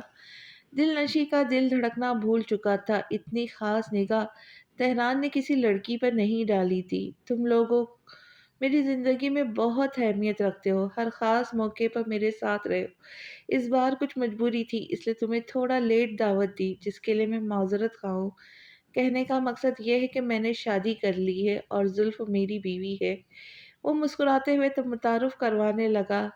کیا کہہ رہا ہے یہ؟ اسے معلوم بھی ہے بیوی کس بلا کا نام ہے؟ امان آنکھیں پھاڑ پھاڑ کے تہران کے بغل میں کھڑی نازک اندام لڑکی کو دیکھ رہا تھا۔ دل نشیں کی آنکھیں یخلق نمکین پانی سے بھر گئی، دل صدمے کی شدت سے پھٹنے کے قریب معلوم ہو رہا تھا۔ کیا ہوا؟ تم لوگوں کو سانپ کیوں سونگھ گیا؟ کچھ کہوں گے نہیں؟ اس کی نگاہ دل نشیں پہ رک گئی، جس نے نیلی زیرک نگاہوں سے بچنے کی خاطر زخمی سی ہنسی ہنستے ہوئے کہا، واٹ اے پلیزنٹ سرپرائز! نئی زندگی کی شروعات مبارک ہو تمہیں۔ تھینک یو، وہ سرخم دیتا ہوا بولا۔ دل نشیں کی وجہ سے ان کی خوشی پر اوس سی پڑ گئی، ورنہ وہ لڑکی اس کے پہلو میں خوب جچ رہی تھی۔ باری باری ان دونوں نے بھی خاموشی توڑ کے اسے گلے لگا کر مبارکباد دی۔ مجھے بہت پسند آئی یار، ویلکم ٹو آرگیننگ۔ امان نے شرارتی انداز میں زلف کا ہاتھ دبا کر چھوڑ دیا۔ اس نے جواباً مسکرانے پر اکتفا کیا۔ ڈنر بھی شروع ہو چکا تھا، اوزان بھی ابھی تک نہیں آیا تھا۔ ان کی نوک جھوک اور خوشگوار ماحول میں ڈنر کے ساتھ گفتگو جاری تھی۔ زلف کو اپنی موجودگی غیر ضروری لگی، وہ یوں ہی ڈائننگ ٹیبل سمیٹنے لگی۔ اسے دیکھ تہران بھی اٹھ گیا۔ تم زحمت مت کرو، میں خود کر لوں گا۔ اس میں زحمت کیسی؟ اب ہم جدا تھوڑی ہے، وہ پس مردہ سی بولی۔ ان سب کو دیکھ کر اسے شیزی بہت یاد آ رہی تھی۔ تم نے خود میرے دوستوں کے متعلق پوچھا تھا، اب تو میں نے ملوا بھی دیا، پھر اس صورت کی وجہ؟ اس کی اداسی تہران کے زیرک نگاہوں چھپ نہیں سکی۔ تمہارے دوست بہت اچھے ہیں، وہ مسکرا کر بولی۔ تہران نے اس کے ہاتھ سے پلیٹ تھام لی۔ وہ کتنی جلدی اس کی تمام خواہشات کو پورے کیے جا رہا تھا۔ اسے کبھی بھی یہ سب ایک خواب سا لگنے لگتا تھا۔ وہ لا تعلق رہ کر بھی ہر بات جان جاتا تھا، بن دیکھے اس کی اداسی بھاپ لیتا تھا۔ دل نشیں کی نگاہ ان دونوں پر اٹک سی گئی۔ وہ جتنا خود کو بے نیاز ظاہر کرنے کی کوشش کرتی، اسے اتنا ہی فرق پڑ رہا تھا۔ دل کی دنیا تہہ بالا ہو چکی تھی۔ اس کی یہی حالت شجاع اور امان کو کھل کر خوشی کا اظہار کرنے سے روک رہی تھی۔ دل نشیں، کچھ مت کہنا امان، پلیز۔ وہ ضبط کی قیامت خیز مراحل سے گزر رہی تھی۔ اسے لگا تسلی کا ایک بول اس کے ضبط کو ریزہ ریزہ کر دے گا اور وہ رو دیں گی۔ اسے اپنی نسوانی کا کا بھرم رکھنا تھا۔ اسی لمحے معیز درانی کی کال نے اس کی مشکل آسان کر دی۔ وہ ایکسکیوز کر کے تیزی سے منزل سے ہٹ گئی۔ میں لیٹ ہو گیا غالباً، ویری سوری یار، اوزان نے لب بھیجتے ہوئے مایوس کن لہجے میں کہا۔ وہ ابھی ابھی پہنچا تھا۔ پہلا سامنا ڈائننگ ٹیبل پر کھڑے تہران سے ہوئے۔ زلف پلیٹیں سمیٹ کر وہاں سے جا چکی تھی۔ کوئی بات نہیں، کھانا کھاؤں گے؟ نہیں یار، بھوک نہیں ہے، اپنے ہاتھ کی اچھی سی کافی پلا دو، تم مزے آ جائے گا۔ وہ اس کے بغیر گر ہو کر فرمائش کرتے قدرے دور رکھے صوفے کی جانب بڑھ گیا۔ آ گیا تو کمینے بدماش، یقیناً بھابھی کو سلا کر آیا ہوگا، تبھی اتنی دیر ہو گئی۔ شجاع نے چوٹ کی جس پر وہ زخمی نگاہوں سے گھور کر رہ گیا۔ خیر اب تو تم دونوں ایک ہی لائن میں آ گئے ہو، کچھ ٹپس اس نامراد کو بھی دے دو۔ امان نے ٹیبل پر ٹانگ رکھ کر جھلاتے ہوئے اس کا مذاق اڑایا۔ کیا مطلب؟ میں سمجھا نہیں۔ اوزان بری طرح سے چونکا، پلٹ کر تہران کو دیکھا جس کے لبوں پر مبہم سی مسکراہٹ کھل رہی تھی۔ بتاؤ بھی یار، کیوں تنگ کر رہے ہو؟ ان سب کے چہروں پر معنی خیز مسکراہٹ کھل رہی تھی جس سے چڑھ کر پوچھنے لگا تھا، شہزادے نے شادی کر لی ہے؟ جواب شجاع کی طرف سے آیا تھا جس پر وہ خوشی سے جھوم اٹھا۔ یہ ہوئی نا بات، میری ساری حمایت تیرے ساتھ ہے میری جان، جگ جگ جیو، بہت خیر کا کام کیا۔ وہ ایک دم پرجوش انداز میں ہنس کر کہتے ہوئے گردن موڑ کر تہران سے کہہ رہا تھا، اب بتاؤ تم دونوں۔ اوزان نے چڑھا دینے والی مسکراہٹ کے ساتھ دونوں کو مخاطب کیا، کیا بتانے کے دن تو تم دونوں کے۔ امان نے آنکھ دفائی اور شراب کی بوتلیں اٹھا لایا۔ Let's celebrate. نہیں یار، میں نے زمارہ سے وعدہ کیا ہے۔ اوزان نے سہولت سے انکار کر دیا تو امان بھی اصرار نہ کر سکا۔ وہ ایک گلاس شجاع کو تھما کر اپنی نشست پر بیٹھ گیا۔ کہاں رہ گئے تھے؟ اتنی لیٹ پہنچے، خیریت تھی؟ امان نے افسوس کیا، آصف لیٹ آیا ہے، ایک دن میں یہ آنا بھی بند کر دے گا۔ ہماری اب کوئی اوقات نہیں رہی اس کی زندگی میں، محترم کو محبت عزیز تر ہو گئی ہے۔ جواب شجاع کی طرف سے آیا تھا، وہ ایسا ہی تھا، کڑوی تلخ باتیں بغیر کسی نرمی کے سامنے والے کے منہ پہ دے مارتا، چاہے وہ کتنا ہی اپنا کیوں نہ ہو، اسے کتنی ہی تکلیف پہنچے، اسے کوئی فرق نہیں پڑتا۔ تمہیں ابھی محبت نہیں ہوئی نا؟ جب ہوگی تو پوچھوں گا۔ اوزان نے کہا، غرق کرو ایسی محبت کو۔ اس نے حقارت سے ہنکارا بھرا، تمہارا آخری مسئلہ کیا ہے شجاع؟ شجاع کا انداز ہی بھڑکا دینے والا تھا۔ کچھ محبت بے پناہ تھی، اسے توہین اور ذلت کا احساس ہوا۔ تم ہو میرا مسئلہ، تمہاری بے جا کی اطاعت اور عقیدت ہے میرا مسئلہ۔ تم ایک ہی بار میں کیوں ڈیسائیڈ نہیں کر لیتے کہ تمہیں اپنی محبت قائم رکھنی ہے یا دوستی؟ یا تو تم پوری طرح سے اپنا لو یا ہمیشہ کے لیے چھوڑ دو۔ یوں اپنی بیوی سے چھپ چھپا کر ہم سے ملنے آنا صرف دوستی کی ہی نہیں، ہماری بھی توہین ہے۔ ہم اتنے بھی گنڈے بدماش نہیں جن سے مل کر تمہاری نیک نامی تباہ ہوتی ہے۔ وہ بولنے پر آیا تو بے رحمی سے بولتا ہی چلا گیا۔ اوزان نے کچھ کہنے کے لیے منہ کھولا، پھر رک گیا۔ شجاع غصے کا تیز تھا۔ یوں ہی بات بڑھیں گی، تمہارے لیے کہنا بہت آسان ہے، لیکن میں تم لوگوں کو نہیں چھوڑ سکتا، کبھی نہیں۔ کسی منجھان میں پھنسا ہوا ہو، تمہیں اندازہ نہیں ہے شجاع۔ وہ افسردگی سے کنپٹیاں مسلتا صوفے پہ پست گرا کر بولا، ارے چھوڑ دو یار، جانے دو، محبت کو سر پر سوار کر رکھا ہے، اب کیا کہوں تم سے۔ شجاع ضبط کرتے ہوئے وہاں سے اٹھ گیا۔ اگر بیٹھا رہتا تو یقیناً اس کا دل دکھا دیتا، اور جو اس وقت اداسی کی تصویر بنا ہوا تھا۔ کیا ہوا؟ سب ٹھیک تو ہے؟ بھابھی ٹھیک ہے نا؟ امان سے اس کی بکھری بکھری نڈھال صورت دیکھی نہیں گئی۔ ہاں ٹھیک ہے۔ وہ سیدھا ہو بیٹھا، پھر میں باپ بننے والا ہوں۔ امان کے ہاتھ سے جام چھلک گیا۔ کچھ فاصلے پر کھڑا شجاع بھی چونک کر پلٹا تھا۔ کمینے، بے مروت بذات، اس لٹکی ہوئی بدصورت شکل سے اتنی بڑی خوشخبری سنا رہا ہے، دل چاہ رہا ہے تیرا منہ چوم لوں۔ امان نے خوشی سے جھومتے ہوئے نہ صرف کہا بلکہ عمل بھی کیا۔ وہ دونوں خوشی سے اوزان کے وجود سے لپٹ گئے۔ کمینوں، ہٹو بھی، جان لو گے کیا میری؟ اتنے والہانہ پن سے تو کبھی کسی عاشق نے بھی اپنی محبوبہ کو نہیں چوما ہوگا جیسے تم لوگ مجھے چوم رہے ہو۔ وہ بدمزگی سے اپنا گال رگڑتا ہوا چیخا تھا، مگر ان دونوں پر رتی برابر اثر نہیں ہوا۔ وہ ہنستے جا رہے تھے، خوشی ان کے چہرے سے عیاں تھی۔ انہیں دیکھ کر اوزان کی اداسی بتدریج کم ہوتی چلی گئی تھی۔ ایک جام ہو جائے یار تمہاری اس خوشی کے نام۔ امان گلاس لے اس کی جانب بڑھا، اس کے ارادے نیک نہیں لگ رہے تھے۔ وہ تنبیہ کرتا ہوا دور بھٹکا، نہیں یار، میں نے زمارہ سے وعدہ کیا ہے، میں ہر برائی سے دور رہوں گا۔ وعدہ تو ٹوٹ چکا ہے میری جان، تم خود چل کر برائیوں کے نزدیک آئے ہو۔ امان نے ہنستے ہوئے اس کی بات مذاق میں اڑائی، اسے صوفے پہ ڈھکیل کر دونوں زبردست معرکے کے بعد اسے دبوچ چکے تھے۔ آپ سب لوگ کیا کر رہے؟ اس کے منہ میں شراب انڈیر رہے تھے کہ کسی نسوانی حیرت انگیز آواز نے انہیں ایسا کرنے سے روکا۔ وہ ایلف تھی، عجیب نگاہوں سے ان سب کو دیکھ رہی تھی۔ جو ہماری محبت سے انکار کرنے کی کوشش کرتا ہے ہم اس کی آواز کو دبا دیتے ہیں۔ امان اسے نظروں کے راستے دل میں اتارتے ہوئے کہہ رہا تھا۔ کافی خطرناک قسم کی محبت ہے آپ کی۔ ایلف نے تشویش کا اظہار کیا جس پر وہ کندھے اچکا کر رہ گیا۔ شجا کپ کا اپنا گلاس اٹھا کر پلٹ گیا تھا۔ آپ بھی انوائٹڈ تھی اس دعوت میں؟ امان نے یوں ہی پوچھا۔ ارے نہیں، کیسی دعوت، میں تو زلف بھابھی کا سامان دینے آئی تھی۔ بھائی کل جلت میں ریسپشن سے سیدھا یہاں آ گئے تھے۔ حسب عادت بلا تکلف بتانے لگی۔ کل ریسپشن تھا؟ الف چوک کر پلٹی، دل نشی پہ ایک اور حیرت کا پہاڑ ٹوٹا تھا۔ جی کل بھائی کی شادی کا ریسپشن تھا۔ اینی ویز میں چلتی ہوں، امید ہے آپ لوگوں کو ڈسٹرب نہیں کیا ہوگا۔ تہران بھائی کہاں ہے؟ وہ اندر ہے۔ الف سر ہلا کر اندر کی جانب بڑھی۔ تہران نے کار کی ڈگی سے سامان نکال لیا تھا جس کے بعد وہ چلی گئی۔ کچھ ہی دیر میں ان سب کو کافی پیش کر رہا تھا۔ چونکہ سردی بڑھ گئی تھی اس لیے آگ بھی جلا لی گئی، مگر کچھ خاص فرق نہیں پڑا۔ کچھ ہی دیر میں برف کی ہلکی ہلکی فوار برسنے لگی۔ اوزان جا چکا تھا۔ دل نشی جو کب سے جانے کے لیے پرتو رہی تھی سب سے پہلے اٹھ کھڑی ہوئی اور طبیعت خرابی کا بہانہ بنا کر وہاں سے نکل گئی۔ شجاع اور امان بھی کچھ دیر بعد گھروں کے لیے نکل گئے تھے۔ سب چلے گئے تو زلف کے پاس پلٹا جو جھیل کے کنارے بڑے سے پتھر پر بیٹھی تھی۔ ٹھنڈ کتنی بڑھ گئی اور تم ابھی بھی یہاں بیٹھی ہو؟ تہران نے اسے ڈپٹا۔ یوں ہی دل چاہ رہا تھا۔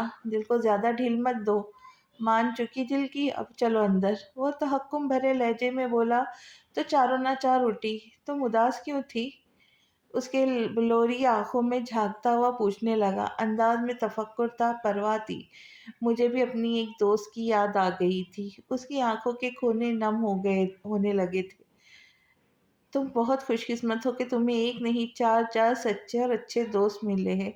اس کی آنکھوں کی ویرانی سیدھا تہران کے دل پر اثر انداز ہوئی۔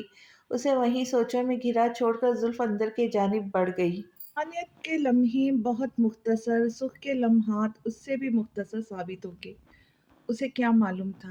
معمول کے مطابق تہران آفس جا چکا تھا اور وہ کتاب لے کر اپنی پسندیدہ جگہ کھڑی کھڑکی کے کنارے بیٹھ گئی۔ زلف وہ بے توجہی سے بولی۔ اگلے ہی پل کسی احساس کے تحت اس کی نظر اٹھی تو پلٹنا بھول گئی۔ کتاب خود بخود اس کے ہاتھ سے چھوٹ کر گر گئی۔ دل نشی کے آفس چلتے ہیں یار، میں بہت تھکا ہوا ہوں یار۔ امان اس وقت کوئی اور سیٹ دیکھنے کے موڈ میں نہیں ہوں، شجاع نے اسٹیئرنگ گھماتے ہوئے بیزاریت سے کہا۔ ہماری دوست کو اس وقت ہماری ضرورت ہے شجاع۔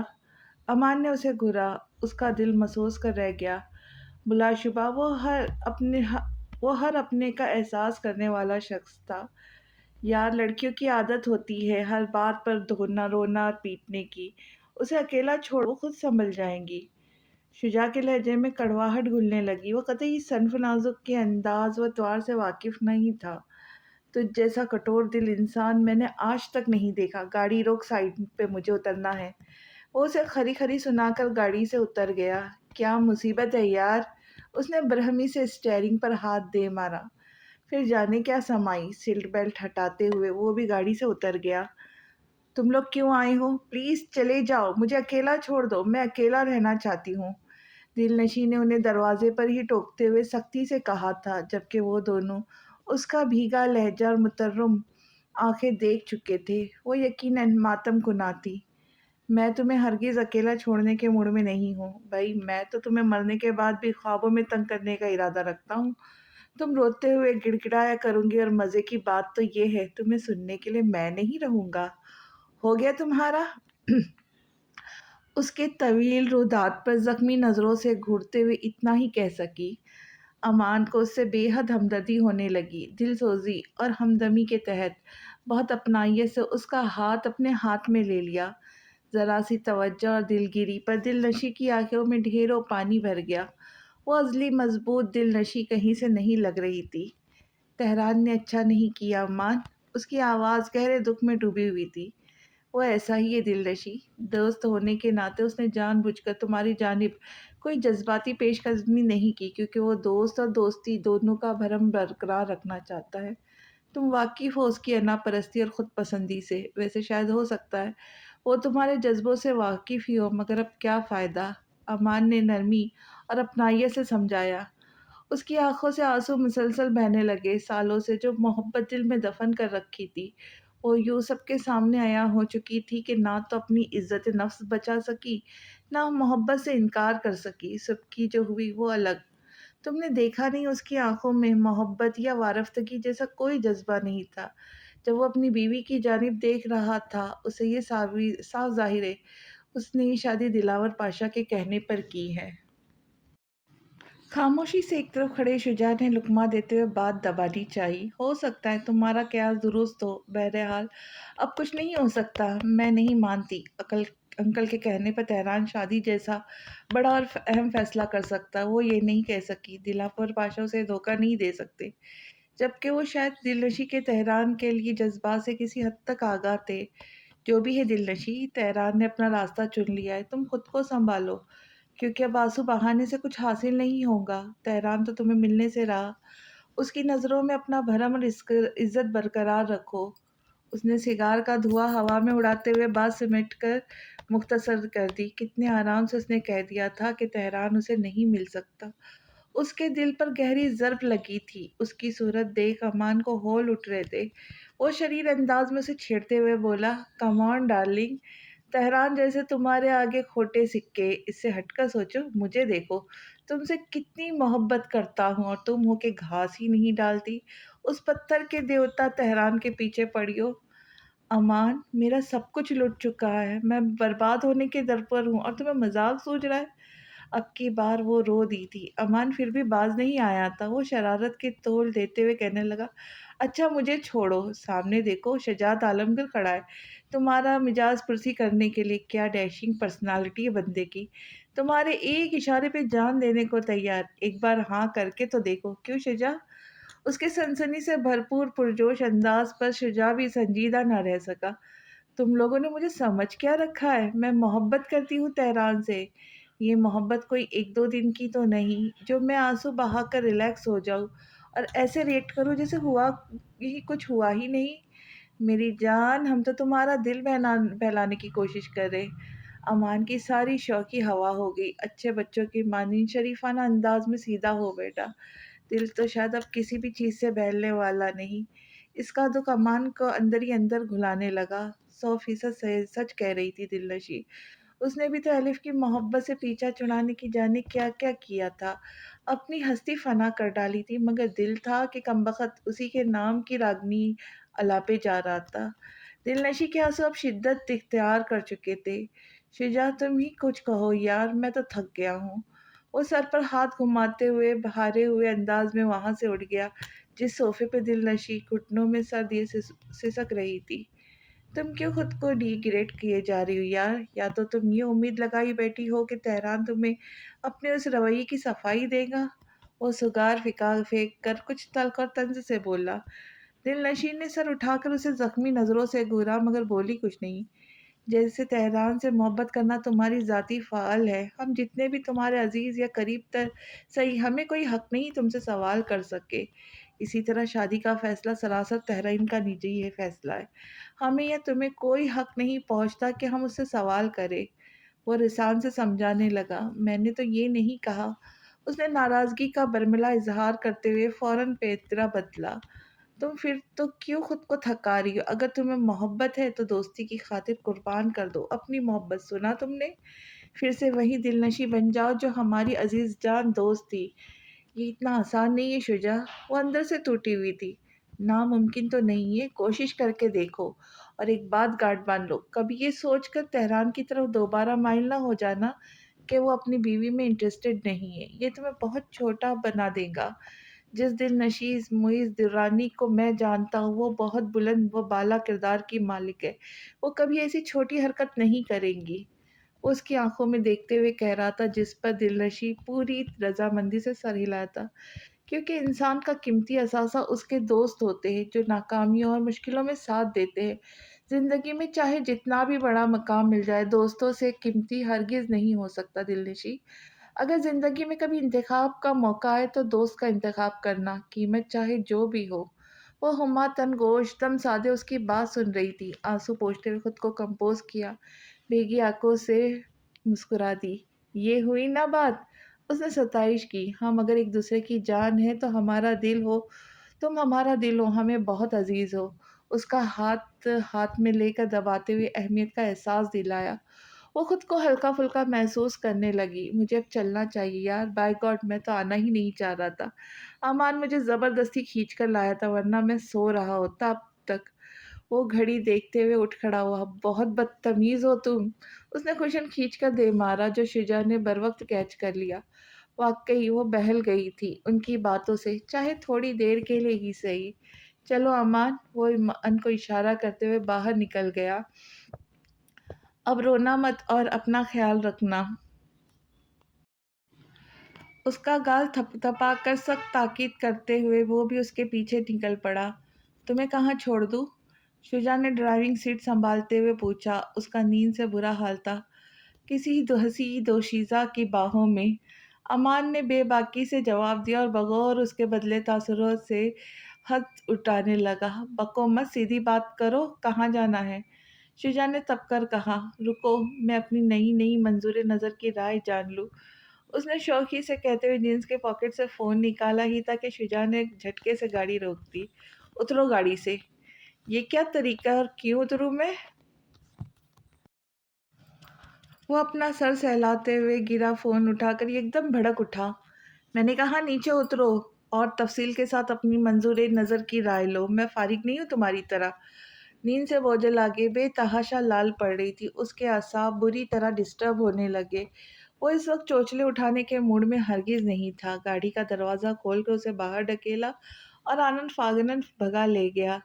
अमान मारे गुस्से के पैर पटकता रह गया। बेटा देख अब तेरा क्या हाल करता हूँ। उसने धमकी आमेज लहजे में खुद साख्ता बड़बड़ाते हुए सेलफोन पर नंबर पुश किया। जेनिफर मेरी जाने अजीज कैसी हो, कहाँ हो, तुम्हें बहुत मिस कर रहा हूँ। लहजा में बेकरारी समेट कर शिद्दत जज्बातियात से पूछा। तुम ऐसा करो उसी फ्लैट पर आ जाओ जहाँ हम कुछ दिन पहले मिले थे। हाँ हाँ फिक्र मत करो, मैं वही हूँ, जल्दी आना। फ़ोन कान से हटाते हुए शैतानी मुस्कुराहट के साथ हंसा। किसी बात का मज़ा लेते हुए सुनसान सड़क पर तेज़ रफ्तार चलने लगा जहाँ शुजा ने उसे छोड़ा था। कहाँ चली गई थी तुम? कहाँ कहाँ नहीं ढूंढा मैंने तुम्हें। खुमार आलूद लब और लहजे में कहते हुए उसके होशरुबा हुस्न के नशेब व फराज में खोया हुआ था। वो छोटे छोटे कदम उसकी जानिब बढ़ा रहा था। आंखों में एक अजीब सी चमक थी। जुल्फ को अपनी जान निकलती महसूस हुई। वो घबराकर दो कदम पीछे हुई। इससे पहले वो फरार होती, जमी उसने शफाफ गिरफ्त में उसका नाजुक वजूद को दबोच लिया। तादेर अपने बहकते जज्बातों पे काबू नहीं पा सका। उसने इस पर झपट पड़ा। तेहरान! दिलदोज़ चीख उसके लबों से निकली। जिमी बुरी तरह चौंका। तेहरान का नाम लिया तुमने? मेरा दुश्मन है वो, समझी तुम? और क्या कर रही हो तुम यहाँ? उसका घर है ये। जमशेद को अपनी तकलीफ शिद्दत से महसूस हुई। उसे तेहरान के नाम से ही नफरत थी। वो उससे मज़ीद हार कबूल नहीं कर सकता था, जुल्फ़ की सूरत में भी नहीं। वो उसकी मर्दाना ना को किसी तौर काबिल कबूल नहीं था। जुल्फ़ अगर उसकी नहीं हो सकी तो वो अपने दुश्मन की भी नहीं होने देगा। तुम्हारे तेहरान के तो टुकड़े टुकड़े करके कुत्तों को खिला दूंगा मैं। ऐसी अजियतनाक मौत दूंगा वो याद रखेगा, मगर इससे पहले ज़रा तुमसे निपट लूँ। वो पहले ही डरी हुई थी। जमशेद की धमकी ने उसे मज़ीद खौफज़दा कर दिया। वो खबासत और कमीनगी से गहरी निगाहें डालता उसकी तरफ बढ़ने लगा। मेरे पास मत आना। वो बौखला कर दूसरी सिमत भागी, मगर उसके जालिम दबोच में आ गई। बेआब मछली की तरह तड़पती हुई आवाज उठाकर उसके सर पे दे मारा, जो जिमी को कम और उससे ज़्यादा जख्मी कर गया। ताहम उसे परवाह थी तो सिर्फ इज्जत की। वो भाग कर वहाँ से निकली और फॉरेस्ट की तरफ दौड़ी। जब तक जमशेद उसके पीछे आया वो मंजर से कहीं गायब हो चुकी थी। اس نے بہت ڈھونڈا مگر زلف نہیں ملی۔ چھوڑوں گا نہیں میں اس خبیث تہران پاشا کو، اور تمہیں ایک دن میرا ہونا ہے زلف، یاد رکھنا۔ دھمکاتا ہوا بھڑکے مارتا وہ پال آخر وہ ہار مان کر وہاں سے چلا گیا۔ ہر بات سے بے خبر وہ آفس سے لوٹ کر آیا تو کاٹیج میں چیزیں ٹوٹ پھوٹ کا شکار تھی۔ تہران کو غیر معمولی سا احساس ہوا۔ وہ بہوئے سکڑے کمرے کی جانب بڑھا۔ کمرے کی حالت زیادہ ابتر تھی۔ کھڑکی کے پاس کتاب گری ملی۔ وہ تیزی سے باہر نکلا تو رازداری میں کانچ کی کراکری ٹوٹ کر بکھری ہوئی تھی، جس کے قریب خون کے قطرے بھی تھے۔ زلف! اس کے لبوں سے حت المکان پھسلا۔ زلف! زلف! اس کی پکار کا آہستہ سے تیز ترین ہوتی جا رہی تھی۔ وہ اسے ڈھونڈتے ہوئے پکار رہا تھا، بے چینی سے، بے تابی سے، پریشانی سے، مگر جواب ندارد۔ اچانک وہ کہیں سے نکل کے اس کے سامنے آ گئی۔ وہ خود سے بے خبر، بیگانہ لگ رہی تھی۔ آنسو مسلسل اس کی آنکھوں سے رواتے۔ اس کی بکھری حالت میں دیکھ کر تہران کے دل کو زور سے دھکا لگا تھا۔ زلف! کیا ہوا تمہیں؟ وہ بے تابی سے آگے بڑھا۔ جمشید یہاں آیا تھا۔ وہ آنسو روکنے کی حد درجہ کوشش کر رہی تھی، مگر مزاحمت ناکام ٹھہری۔ ضبط کا دامن چھوٹ گیا۔ وہ اس کے سینے سے لگ کر سسک کر رو پڑی۔ اسے محسوس ہوا مضبوط تناور درخت کی چھاؤں میں آ گئی ہو۔ آنسو مزید شدت اختیار کرتے جا رہے تھے، اس کے سینے میں سمٹی جا رہی تھی اور وہ سمٹتا جا رہا تھا۔ یکدم وہ ہاتھ پاؤں چھوڑ کر اس کی باہوں میں جھول گئی۔ وہ اسے تھام نہ لیتا تو یقیناً زمین بوس ہو جاتی۔ زلف! آنکھیں کھولو۔ وہ تشویش سے اس کے گال تھپ تھپانے لگا۔ لمحہ ضائع کیے بغیر وہ اسے اٹھا کر کمرے میں لے آیا۔ بے چینی حد سے سوا تھی۔ عجیب خدشے اس کے دل میں جنم لینے لگے۔ وہ یوں ہی چکر کاٹتا انگاروں پہ لوٹتا رہا جب تک ہوش میں نہیں آ گئی۔ ہوش میں کیا آئی، وہ نیم بے ہوشی کی حالت میں کچھ بڑبڑا رہی تھی۔ اس نے تشویش سے پیشانی چھو کر دیکھا تو غیر معمولی حرارت کا احساس ہوئے۔ اسے بخار ہو رہا تھا۔ وہ دیر سکون سے نہیں بیٹھ سکا۔ بخار کم کرنے کے لیے ٹھنڈا پانی اور صاف کپڑا لے آیا۔ اتفاق سے اس کی نظر چہرے سے پھسلتی ہوئی گردن کی چوٹ پر جا ٹھہری، جس پر سرد موسم کی خنکی سے خون جم چکا تھا۔ وہ میڈیکل باکس اٹھا لایا۔ جو ہی کندھے سے ذرا سرکائی، وہ ساکت رہ گیا۔ ہاتھ تھم گئے۔ آنکھیں حیرت اور تشویش سے پھٹی کی پھٹی رہ گئی۔ اس کے بے داغ بدن پر کہیں ایک زیادتی کے نشان تھے۔ اس کے سارے الفاظ کہیں کھو گئے۔ وہ ہوا میں معلق محسوس کرنے لگا۔ خود کو کیا کہتا، کیا سوچتا، دم بخود رہ گیا۔ ناک پر انگلی جمائے کئی دیر اسے دیکھتا رہا، سوچتا رہا۔ دماغ میں یک بیک اس کے جملے، گزارشیں، عرضیہ بازگشت کرنے لگی۔ وہ جان گیا زلف نورس کی زیست کن مظالم اور مراحل سے گزری ہوں گی۔ اس نے سر جھٹکا، زخم دھو کر دوا لگائی، کھلا چھوڑ دیا۔ خود بہت دیر تک چہرے کے نقوش میں بھٹکتا رہا۔ اس کے چہرے پہ بچکانہ معصومیت تھی۔ ابھی اس کی عمر ہی کیا ہوگی، 19 سال، 20 سال۔ کتنا کچھ سہ لیا تھا، کتنے روگ پال لیے تھے، کتنے نقب لگا چکی تھی زندگی اسے۔ اس کے اپنے بہت ظالم تھے، سہارا بننے کے بجائے بے سہارا کر دیا تھا۔ اس کے اندر ایک عزم سر اٹھانے لگا جس میں معصوم عمل پیرا ہونے کی از خود تاکید کی، اور اٹھ کر روشنی بجھا دی۔ لاؤنج میں صوفے پہ نیم دراز ہو گیا۔ دن بھر کا تھکا ہوا تھا، اسے جلدی ہی نیند نے آ لیا۔ اس کی دسترس میں ہر خوف بھلا کر وہ ایسی پرسکون نیند سوئی کہ پھر صبح آنکھ کھولی۔ وہ رخ موڑے اسٹڈی ٹیبل پر، جانے کیا کر رہا تھا۔ تہران! اس کی مدھم سسکی پر چونک کر پلٹا۔ اب کیسا محسوس کر رہی ہو؟ رات تمہیں ٹیمپریچر ہو گیا تھا۔ وہ چلتا ہوا بیڈ کے قریب رکا، پیشانی چھو کر پوچھنے لگا، تہران مجھے تم سے بات کرنی ہے۔ اس نے بے تابی سے کہتے ہوئے اس کا ہاتھ پکڑ لیا۔ تہران نے اسے فی الفور ٹوکا، تم فریش ہو جاؤ اور ناشتہ کر لو پہلے، اس بارے میں ہم بعد میں بات کرتے ہیں۔ وہ جیسے اس کی بے چینی سے واقف تھا، آنکھوں ہی آنکھوں میں تسلی دیتے ہوئے نرمی سے گویا ہوا۔ وہ لب بھیج کر سر ہلا گئی۔ ایلف تمہارا سامان لے آئی تھی، اب میرے کپڑے مت پہننا، اوکے؟ اس کے لہجے میں نرم تنبیہ تھی۔ اپنا ہاتھ اس کی گرفت سے چھڑا کر باہر نکل گیا۔ اس نے بوجھل پن سے شاور لے کر لباس تبدیل کیا، آئینے کے سامنے آ کر رکی۔ بال संवारने की गर्ज से ब्रश उठाया तो उसकी नज़र गर्दन और कंधे पर अनगिनत नील के निशानात पर ठहर गई, जिसमें एक और जख्म का इजाफा हो गया था। शर्ट का गला कुछ ज्यादा गहरा था, इसलिए उसने बालों को ब्रश करने का इरादा तुर्क करके अच्छे से कंधों को गिर्द फैला लिए। इन निशानों की रोनामाई मरकर भी किसी के सामने नहीं कर सकती थी। ये निशानात उसके लिए शर्मिंदगी और तज़हीक का बास थे, उसे दर्दनाक माजी की याद दिलाते थे। उसकी अज़ियत में मज़ीद इज़ाफ़ा हो गया। बेदाग सफ़ेद रंगत इस वक़्त ज़र्द पड़ी हुई थी। सजना संवरना कभी भी उसकी तरजीहात का हिस्सा नहीं रहा था। अंदरूनी दर्दों और ज़ख्मों से छुटकारा मिलता ना था। ज़ाहिरी तौर पर खुद को क्या संवारती। वो खामोशी से काउंटर के करीब स्टूल पर लग गई। तेहरान ने कनखियों से उदास बुलबुल को देखा। शुरू करो। उसने टोस्ट और हाफ फ्राइड अंडा उसके सामने रखा। इससे पहले वो कुछ कहती, तेहरान का फ़ोन बजने लगा। फ़ोन स्पीकर पे डालकर अपने लिए कॉफ़ी बनाने लगा। तुम ऑफिस क्यों नहीं पहुंचे अभी तक? दिलावर पाशा के अंदर बेइश्तबा रौब और तहक्कुम था। उसने हरासा होकर बगौर तेहरान के तासुरात देखे। इसलिए क्योंकि मेरी बीवी की तबीयत नासाज है। उसका अंदाज नॉर्मल था। क्या हुआ उसे? अब की बार वो ज़रा धीमे पड़े थे। वो उदास है। तो कौन सी कयामत आन पड़ी है तेहरान? वो तो एकदम भड़क गए उसके जवाब पर। तेहरान ने असर ना लिया और बोला, कयामत तो मेरे दिल पर गुजरी और वही जानता है आप क्या जाने पाशा साहब। उसकी शरारती लहजे ने गुस्से को मजीद तौल दी। अगर नौकरी अजीज है तो मजीद एक भी छुट्टी मत करना, वरना नतीजे के जिम्मेदार तुम खुद होंगे। ठीक है मालिक, बंदा खाकसर कल हाजिर हो जाएगा। उसने लब दबाते हुए दुनिया जहाँ की आजिज़ी वो सादगी लहजे में सिमेट कर कहा। फ़ोन रखकर कप उठाकर उसकी जानिब मुतवज्जा हुआ, जो खुद को लाताल्लुक़ ज़ाहिर करने की कोशिश कर रही थी। नाश्ता पर पड़ा नाश्ता पड़ा पड़ा ठंडा हो चुका था। हाँ तो क्या हुआ था कल? वो हुमातन गोश्त था। जुल्फ हस्ब आदत लब काटते हुए हरासा नगाहों से देखने लगी, फिर हिचकिचा के कहने लगी, जमशेद आया था उसने मेरे साथ।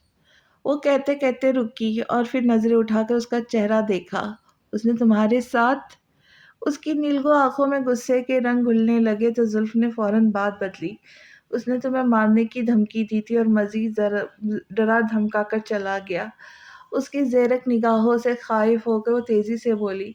तेहरान ने लंबी सांस खींचकर असाब ढीले छोड़ दिए। जुल्फ झूठ बोल रही थी, उसे यकीन था।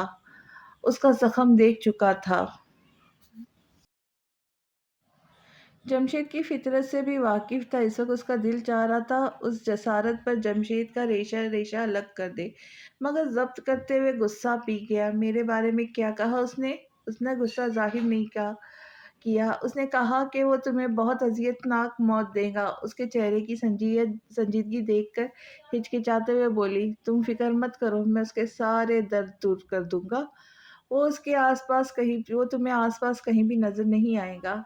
उसके लिए कोई बड़ी बात नहीं थी, मगर जुल्फ अंदर तक कांप गई। वो आखिरी सिप लेकर कप उठाकर स्टूल से उतरा।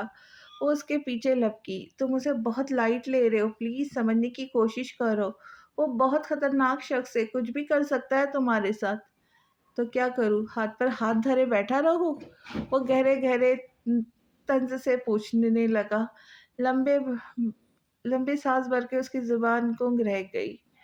लम्हे भर को उसकी जुबान गुंग रह गई। तुम जानते नहीं उसे, मैं वो तुम्हें नुकसान पहुंचा सकता है तेहरान। दिल का सारा डर खौफ सिमट कर चेहरे पर आ गया। क्या फर्क पड़ता है? मुझे फर्क पड़ता है, क्योंकि तुम कमजोर हो। वो एकदम तल्ख होकर बोला। जुल्फ झिलमिलाती आंखों से उसकी सूरत तकने लगी। मुझे तुम्हारी परवाह है। मेरी वजह से तुम्हारा कोई नुकसान हो, ये मैं बर्दाश्त नहीं कर सकती। प्लीज समझने की कोशिश करो। उसने कमजोर सा एहतजाज किया। तुम्हारा ऑलरेडी बहुत नुकसान हो चुका है, तुम अपनी परवाह करो, मैं अपने लिए काफी हूँ। वो एकदम कठोर बन गया। उसकी जिद से जच होकर दो टक बोला, तुम समझ नहीं रहे। उसने बेबसी से कंधे ढीले छोड़कर काउंटर से पुश्त टिकाई। उसे भी तेश आ गया। वो एकदम से उसकी तरफ पलटा। तुम समझाओ मुझे, अगर तुम चाहती हो कि मैं जमशेद को छोड़ दूँ तो ऐसा कतई मुमकिन नहीं मिस नौरोज। और क्या छुपाने की कोशिश कर रही तुम मुझसे? उसने एकदम सख्ती से उसके गर्दन से बाल झटकते हुए कहा। گویا اسے بے آبرو کر دیا تھا۔ وہ شرمسار ہو کر رہ گئی۔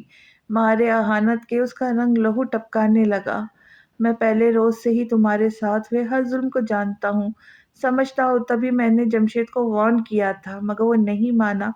اس کی جرات بھی کیسے ہوئی میرے گھر میں قدم رکھنے کی؟ تمہیں اپنی آنکھوں پر یقین نہیں آئے گا، میں اس کی ایسی حالت کر دوں گا۔ دبی دبی گھبراہٹ میں صفاقی کا عنصر تھا۔ اس نے گھبرا کر اسے دیکھا، مگر وہ بہت غصے میں تیزی سے وہاں سے نکل گیا۔ کوہ سار پر اتری رات میں چاند اپنے جوبن پہ تھا۔ وہ تو جیسے ماحول کی سحر میں گم ہو گئی۔ چونکہ ماسکو میں سردی بہت زیادہ تھی اور یہ پہاڑی علاقہ تھا، اس لیے یہاں وقت بے وقت کی برفانی ہونا معمولی بات تھی۔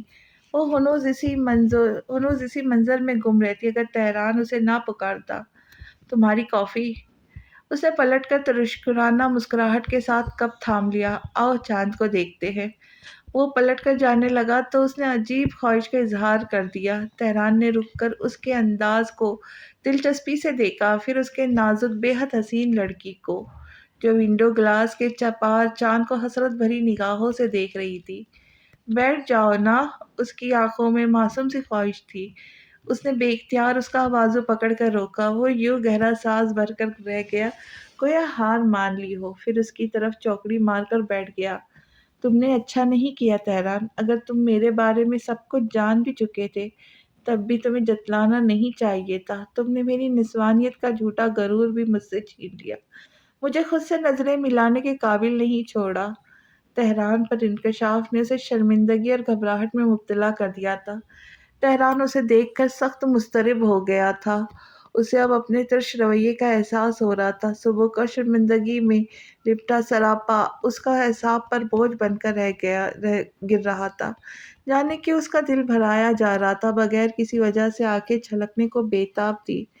تم مجھ سے کچھ نہیں چھپا سکتی زلف، اب تو قطعی نہیں، جبکہ ہم ہمسفر بن چکے ہیں۔ انداز میں شائستگی اور اپناپن تھا۔ وہ حسب عادت لب کچلتے ہوئے الجھن اور ابہام سے اسے دیکھنے لگی۔ اوہ، یہ بہت بری عادت ہے تمہاری۔ اس نے لب تک جاتا کافی کا مگ روک کر حتی المکان اسے نہ صرف ٹوکا بلکہ دانتوں کے ظالم جبر سے ہونٹوں کو آزاد کر دیا۔ اس کی جسارت پر زلف کی دھڑکنیں تیز تیز چلنے لگی۔ اس کے انداز میں کتنی اپنائیت اور بے تکلفی تھی۔ زلف کو دھچکا سا لگا۔ پرسکون اور سکوت بھری رات کی خاموشی میں جہاں کوئلے کے دہکنے کی آواز زور و شور سے آ رہی تھی، اپنے من پسند شخص کی قربت و رفاقت کو محسوس کرنا کس قدر خوبصورت احساس تھا۔ اس کی سبی پیشانی پر بھورے بالوں کی لٹ جو ہمیشہ بسیرا کیے تھی، غضب کی مردانہ وجاہت پر اس کی نیلگوں آنکھیں اور مخمور لہجہ۔ وہ یکٹک نرم نگاہوں سے اسے دیکھنے لگی۔ تمہاری آنکھیں بہت خوبصورت ہے تہران، بے خودی کے عالم میں کہہ گئی۔ اس کا نازک مرمری ہاتھ نرمی سے آنکھوں کو چھونے لگا۔ وہ اپنے اندر ایسی مقناطیسی کشش رکھتی تھی کہ وہ کئی ثانیے پلک نہیں جھپک سکا، نہ ہی اس کا ہاتھ جھٹک سکا، بس لمس کی حدت کو محسوس کرنے لگا جس نے دل میں لگی ایک چنگاری کو آگ کی صورت میں بھڑکا دیا جو اسے ڈسٹرب کر گئی۔ اس نے حتی المکان پہلو بدلا، نگاہیں چرا کر ادھر ادھر دیکھنے لگا۔ تم بہت انا پرست ہو، بہت مغرور ہو۔ کس بات کا غرور ہے تمہیں؟ اپنی خوبصورتی کا؟ اس کے معصومانہ چہرے پر بچکانہ سی خفگی کو محسوس کر کے زیر لب مسکرا دیا۔ ایک بات پوچھوں؟ ہوں؟ اس نے ہوں پر اکتفا کیا اور کپ لبوں سے لگا گیا۔ نظریں اب بھی اس کی جانب دیکھنے سے گریز کر رہی تھی۔ اگر میں تمہیں مجبور نہ کرتی تو تم دلنشیں سے شادی کرتے ہیں نا؟ تم اتنے یقین سے کیسے کہہ سکتی ہو؟ اس نے دلچسپی سے اسے دیکھا۔ اس لیے کیونکہ تم دونوں کے درمیان خاصا گہرا تعلق ہے بنسبت دوسرے دوستوں کی۔ اس کا جھکاؤ تمہاری طرف محسوس ہوتا اور وہ کچھ ڈسٹرب بھی لگ رہی تھی ہماری شادی کی بات سن کر۔ اس نے ہچکچاتے ہوئے کہا، بلا شبہ وہ بہت خوبصورت ہے، بہت قابل ہے، اس کے باوجود ہم دونوں کی سوچ اور ذات میں زمین آسمان کا فرق ہے۔ وہ امیر باپ کی اکلوتی اولاد ہے، لاڈوں میں پلی ہے، اسے آسمانوں کی خواہش ہے، میں زمین کا باسی ہوں، مجھے زمین میں رہنا پسند ہے، میرے کوئی اونچے اونچے خواب نہیں ہیں، نہ مجھے اس طرح دولت اور شہرت کی چاہ، میں سادگی پسند ہوں۔ اس کے لہجے میں سادگی و قناعت پسند تھی۔ وہ ہے بھی بہت خوبصورت، اگر دیکھا جائے تو تم دونوں ایک دوسرے کو سوٹ کرتے ہیں۔ کم مائگی اور غیر معمولی ہونے کا احساس اسے دھیمے دھیمے آگ میں جلا رہا تھا۔ وہ منتظر ہی رہی مگر تہران نے اس کی ذات کے متعلق کوئی تذکرہ نہیں کیا۔ وہ جواباً خاموش رہا۔ وہ اسے بتا نہیں سکا۔ پسند تو زلف بھی بہت پسند تھی۔ مسئلہ وہ نہیں تھا جو زلف سمجھ رہی تھی۔ اس کی بلند و بالا انا کو ہرگز گوارا نہیں تھا کہ وہ بے باکی کا اظہار کر دیتا۔ وہ انا کی تسکین کی خاطر باہر اس کی شدت بھری محبت روکیے جا رہا تھا جو دل کے دریچوں پہ بار بار دستک دیے جا رہی تھی۔ تم جمشید کو دیکھ کر اس کے لیے حواس باختہ ہو گئی تھی کہ اس نے تمہیں ڈرایا دھمکایا تھا یا پھر بات کچھ اور ہے۔ اس نے رخ موڑ کر اسے دیکھا۔ اس کی سفید اجلی رنگت پہ زلفیں لہرا رہی تھی۔ آگ کے شعلے چہرے کی خوبصورتی کو اور بھی دلفریب بنا رہے تھے۔ اس بات سے کیا مطلب ہے تمہارا؟ اس کے سوال نے اسے ایسی سبکی اور خفت سے دوچار کیا تھا کہ وہ نظریں نہیں ملا پا رہی تھی۔ اس کی زیرک نگاہوں سے بچنے کے لیے اس نے رخ موڑ کر پوچھا، تمہیں گردن پہ چوٹ کیسے لگی؟ چوٹ لگنی تھی لگ گئی، تمہیں اس سے کیا؟ تم کیوں اتنا انوالو ہو رہے ہو اس معاملے میں؟ اس نے پلٹ کر رکھائی سے کہا۔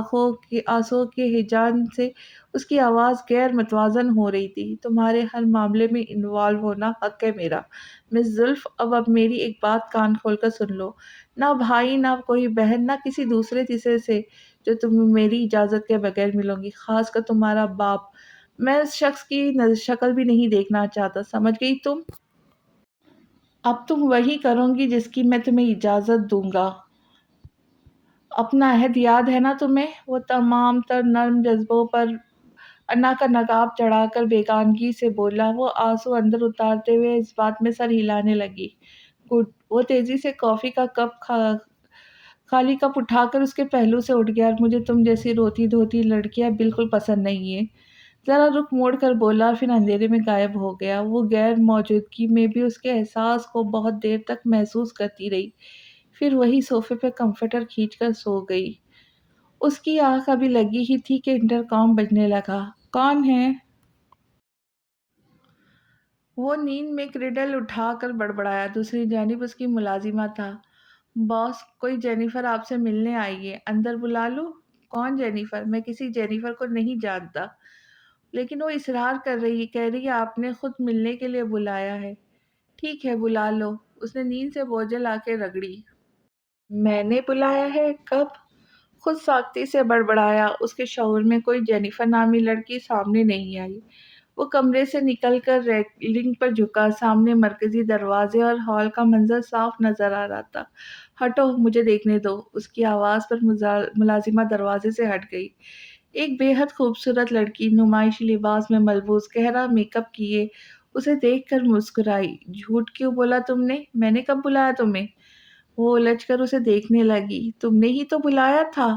پرشوق نگاہوں سے دیکھتی ہوئی لڑکی نے اس کے سینے پر انگلی رکھی تو اسے احساس ہوا وہ شرٹ پہننا بھول گیا ہے۔ میں نے تمہیں نہیں بلایا، تمہیں کوئی غلط فہمی ہوئی ہوگی، اس نے بیزار ہو کر کہا اور دروازہ بند کرنے لگا۔ جینیفر نامی لڑکی نے اس کے گلے میں بازو ڈالے اور کان کے قریب بڑبڑائی۔ تمہارا وہ ہینڈسم دوست کہاں ہے؟ اس نے مجھے بلایا ہے۔ وہ ایک دم آؤٹ ہوا تھا۔ اس نے نہ صرف اس کے ہاتھ ہٹائے بلکہ دور دھکا دیتے ہوئے گرایا۔ دفع ہو جاؤ یہاں سے اور دوبارہ مت آنا۔ وہ خبیث ادھر نہیں رہتا، یہ میرا گھر ہے۔ وہ انگلی اٹھا کر چبا چبا کر کہنے لگا۔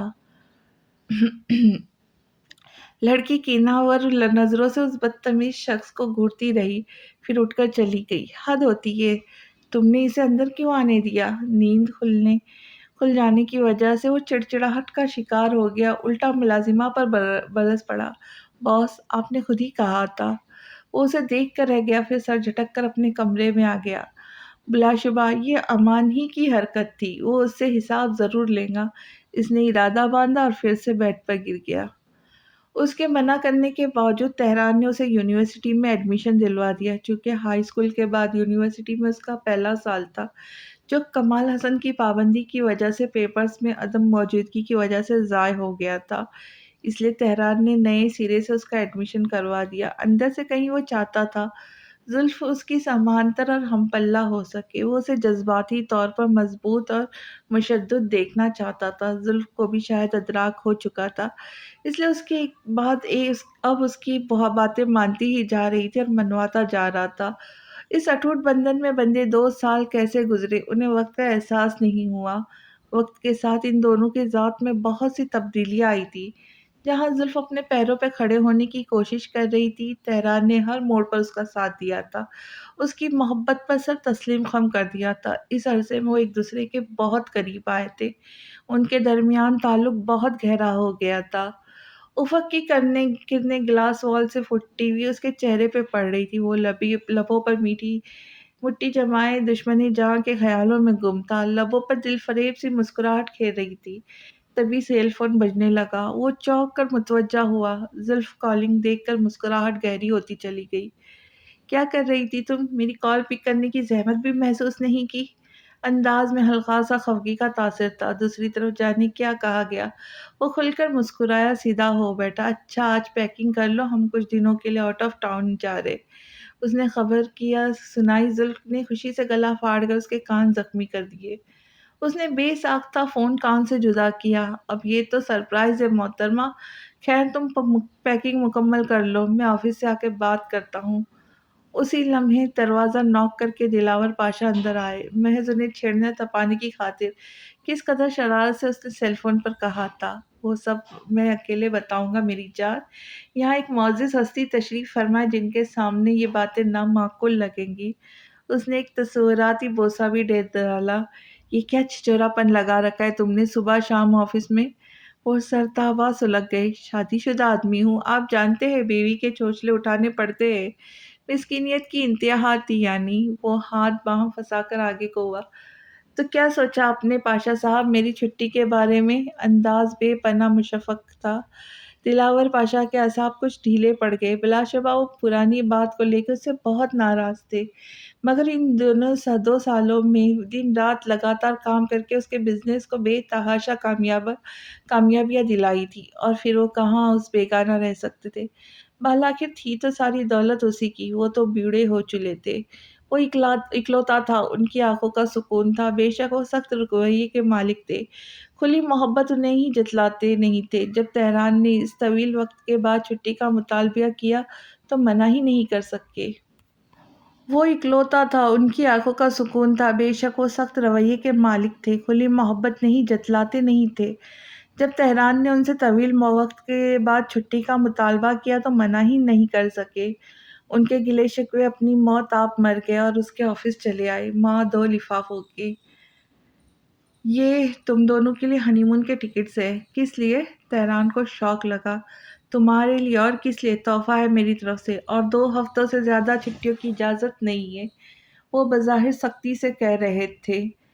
تہران دل ہی دل میں اتنا خوش ہوا تھا کہ بے اختیار انہیں گلے لگا لیا۔ تھینک یو سو مچ بابا۔ اس کے لہجے میں مان اور بے پناہ محبت تھی۔ خوش رہو، جیتے رہو ہمیشہ۔ کتنی ہی دعائیں ان کے دل سے نکلی تھی۔ ان کی آنکھیں بھر آئی، کتنے وقتوں بعد وہ اسے یوں گلے لگایا تھا۔ ساری انا ایک طرف رکھ کر اس کے گرد بازو دراز کر لیے، جیسے صدیوں کی مسافت کے بعد کسی مسافر کو منزل مل گئی ہو۔ وہ اس سے الگ ہوتے ہوئے ہاتھ میں بریسلٹ اتارنے لگے۔ یہ تحفہ میرے والد صاحب نے دیا تھا، وہ کہتے تھے جیسے سکے کے 2 پہلو ہوتے، ایک سیاہ اور ایک سفید، اسی طرح انسان کے بھی 2 پہلو ہوتے، ایک اچھا اور برا۔ اب جب تم محبت کر ہی بیٹھے ہو تو تمہیں یہ نصیحت کرتا ہوں کہ محبت میں مبتلا ہونے کو تمہارے لیے اس کی صرف ایک خوبی ہی کافی ہے، مگر زندگی کے کسی موڑ پر اگر تم پر خامیاں بھی آشکار ہو جائے تب بھی تم اس کا ہاتھ مت چھوڑنا، کیونکہ تمہیں اس کی برائیاں اور اچھائیاں دونوں سمت اپنانا ہے، دونوں سے محبت کرنی ہے۔ وہ بہت لگاؤ اور خوش خوئی سے کہتے اس کے مضبوط کلائی پر بریسلٹ باندھ رہے تھے۔ اسے بھی میں گفٹ سمجھوں؟ وہ شریر ہوا۔ دلاور پاشا نے مسکرا کر اثبات میں سر ہلاتے ہوئے اسے ایک بار پھر سے سینے سے لگا لیا۔ یوروے آ کے انہیں احساس ہوا گرم علاقے میں آ گئے۔ یہ سارا علاقہ زیادہ تر بیچ اور پتلے ریتیلے پہاڑوں پر مشتمل تھا، مگر وہ دونوں ماسکو کی سردی کے عادی یہاں بھی اسی نسبت سے گرم لباس لائے تھے۔ اس نے بارہا تہران سے کہا چند ایک نئے کپڑے خریدنے کو، مگر اس کے نزدیک یہ فضول خرچی تھی۔ کیونکہ 2 ہفتوں بعد انہیں واپس ماسکو لوٹ جانا تھا۔ اس وقت سورج مکھی کے بڑے بڑے پھولوں والا پرنٹڈ سیاہ بیچ ڈریس میں ملبوس، مقامی ٹوپی سر پر رکھے، وہ چلتی ہوئی ایک طرف آ رکی۔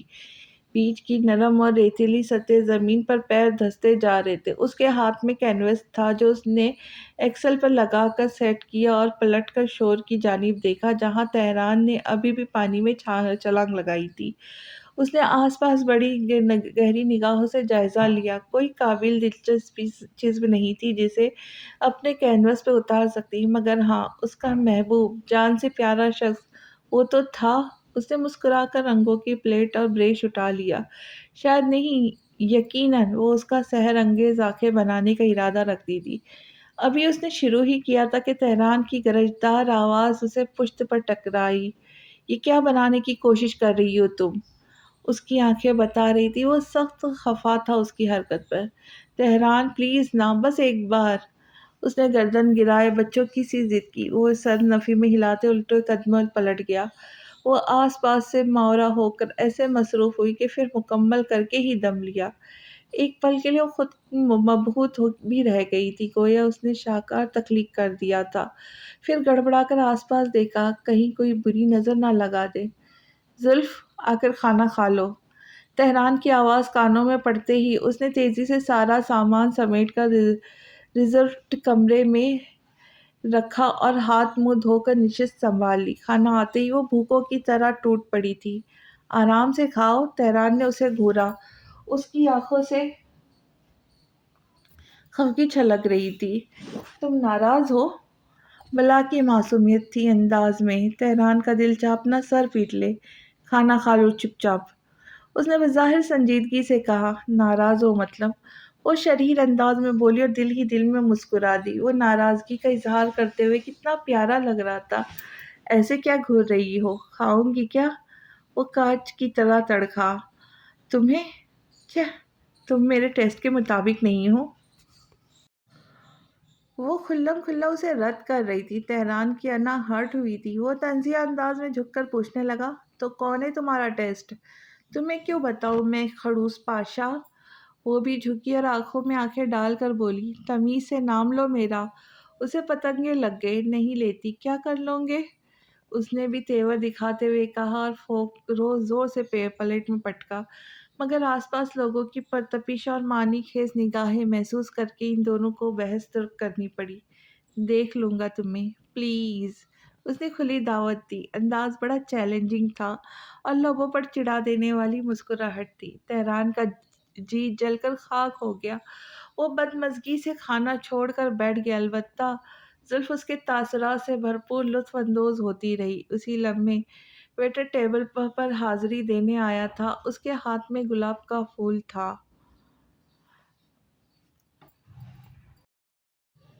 دنیا کی سب سے خوبصورت لڑکی کے لیے میری طرف سے خوبصورت پھول۔ تشریف آوری کا شکریہ۔ مقامی زبان میں جھک کر اسے پھول پیش کرتے ہوئے شاعرانہ انداز میں کچھ کہا تھا۔ وہ سمجھ تو نہ سکی مگر بچوں کی مانند خوش ہونے لگی۔ اس نے تہران کو دیکھا جس نے کندھے اچکائے تھے۔ تھینک یو، اس نے مسکراتے ہوئے پھول تھام لیے۔ تہران کے لیے اس سے زیادہ برداشت کرنا محال ہو رہا تھا۔ اس نے جھک کر اپنے شوز اس کے سینڈل اٹھائے، کمرے کی طرف بڑھ گیا۔ وہ تقریباً بھاگتے ہوئے اس کے ہم قدم ہوئی۔ کیا کہہ رہا تھا وہ؟ اشتیاق سے پوچھا۔ وہ بلدار سیڑھیاں چڑھتا ہوا اوپری منزل پر رک کر دروازہ کھولنے لگا۔ بتاؤ نا۔ کہہ رہا تھا تشریف آوری کا شکریہ، ہماری سروسز پسند آئے تو اگلی دفعہ ضرور آئیے گا۔ وہ لٹ مار انداز سے کہہ کے اندر چلا گیا۔ زلف کو جیسے اس کی بات کا یقین نہ آیا۔ اس کا موڈ بگڑا ہوا تھا، سو ارادہ ترک کر دیا، ورنہ دوسری بار ضرور پوچھتی۔ تم خوامخواہ ہی مجھ سے ناراض ہو رہے ہو، دیکھ لو میں نے کتنی خوبصورت پینٹنگ بنائی ہے۔ وہ پینٹنگ اٹھا لائی۔ وہ مبہوت رہ گیا، بلا شبہ اس کے ہاتھوں میں جادو تھا۔ بہت کمال، تم نے امر کر دیا تہران پاشا کو۔ پتہ نہیں وہ تعریف کر رہا تھا یا طنز، وہ اندازہ نہ لگا سکی، ہے نا؟ اسے میں ہمیشہ اپنے پاس رکھوں گی، اپنے دل کے قریب۔ وہ فریضہ نگاہوں سے بس دیکھتی جا رہی تھی، مسکراتی جا رہی تھی، اور تہران سے اس کی محبت عروج کے منازل کو چھو رہی تھی۔ یوں معلوم ہو رہا تھا اس کی تلاش ختم ہو چکی ہے، اس کے جیون کا مقصد مل گیا ہے، ہستی کی تکمیل مکمل ہو چکی ہے۔ زلف نے اسے ہوش بھلا دی تھی۔ جب بے قراریاں حد سے سوا ہو تو اس کی جانب بڑھا، اس کی پشت سے ٹکرا کر دھچکا کھا کر پلٹی، پینٹنگ اس کے ہاتھ سے پھسل کر گر جاتی مگر اس نے تھام کر بیڈ پر پھینک دی۔ تہران! وہ اس کی آنکھوں میں والہانہ شدت کی کیفیت کا اندازہ لگا سکتی تھی۔ اس کی بولتی بند ہو چکی تھی، اس کی انگلیاں گالوں سے پھسلتی ہوئی گردن کی سبز شریانوں کو نرمی سے چھونے لگی۔ وہ کسمسا کر رہ گئی، اس کے لمس نے اس کے اعصابوں کو جھنجھوڑ کر رکھ دیا۔ سرتاپا لرز گئی، دل کے نیہا خانے میں گھنٹیاں سی بجنے لگی، روح تک سرشار ہو گئی۔ تھر تھراہٹ اور کپکپاہٹ اس کے بدن پر طاری تھے۔ وہ ایک لمحے میں آسمان تک پہنچ گئی۔ نہ جانے اس شخص کی قربت میں کیسا نشہ تھا۔ وہ مدہوش سی ہو گئی، اس کی پناہوں میں آ کر یوں محسوس ہوا جیسے ساری کائنات اس کی مٹھی میں آ گئی ہو۔ اس سے آگے کیا ہوا یہ جاننے کے لیے ملتے ہیں اگلی قسط میں۔ تب تک کے لیے خوش رہے، خوشیاں بانٹے، اور جانے سے پہلے آپ سب سے گزارش ہے کہ چینل کو سبسکرائب کریں، لائک کریں اور بیل آئیکن کا بٹن ضرور دبائیں تاکہ میری آنے والی ویڈیو آپ تک جلد از جلد پہنچ سکے۔ ویڈیو کو ہائپ کرنا نہ بھولیں۔ ملتے ہیں اگلی قسط میں۔ اللہ حافظ۔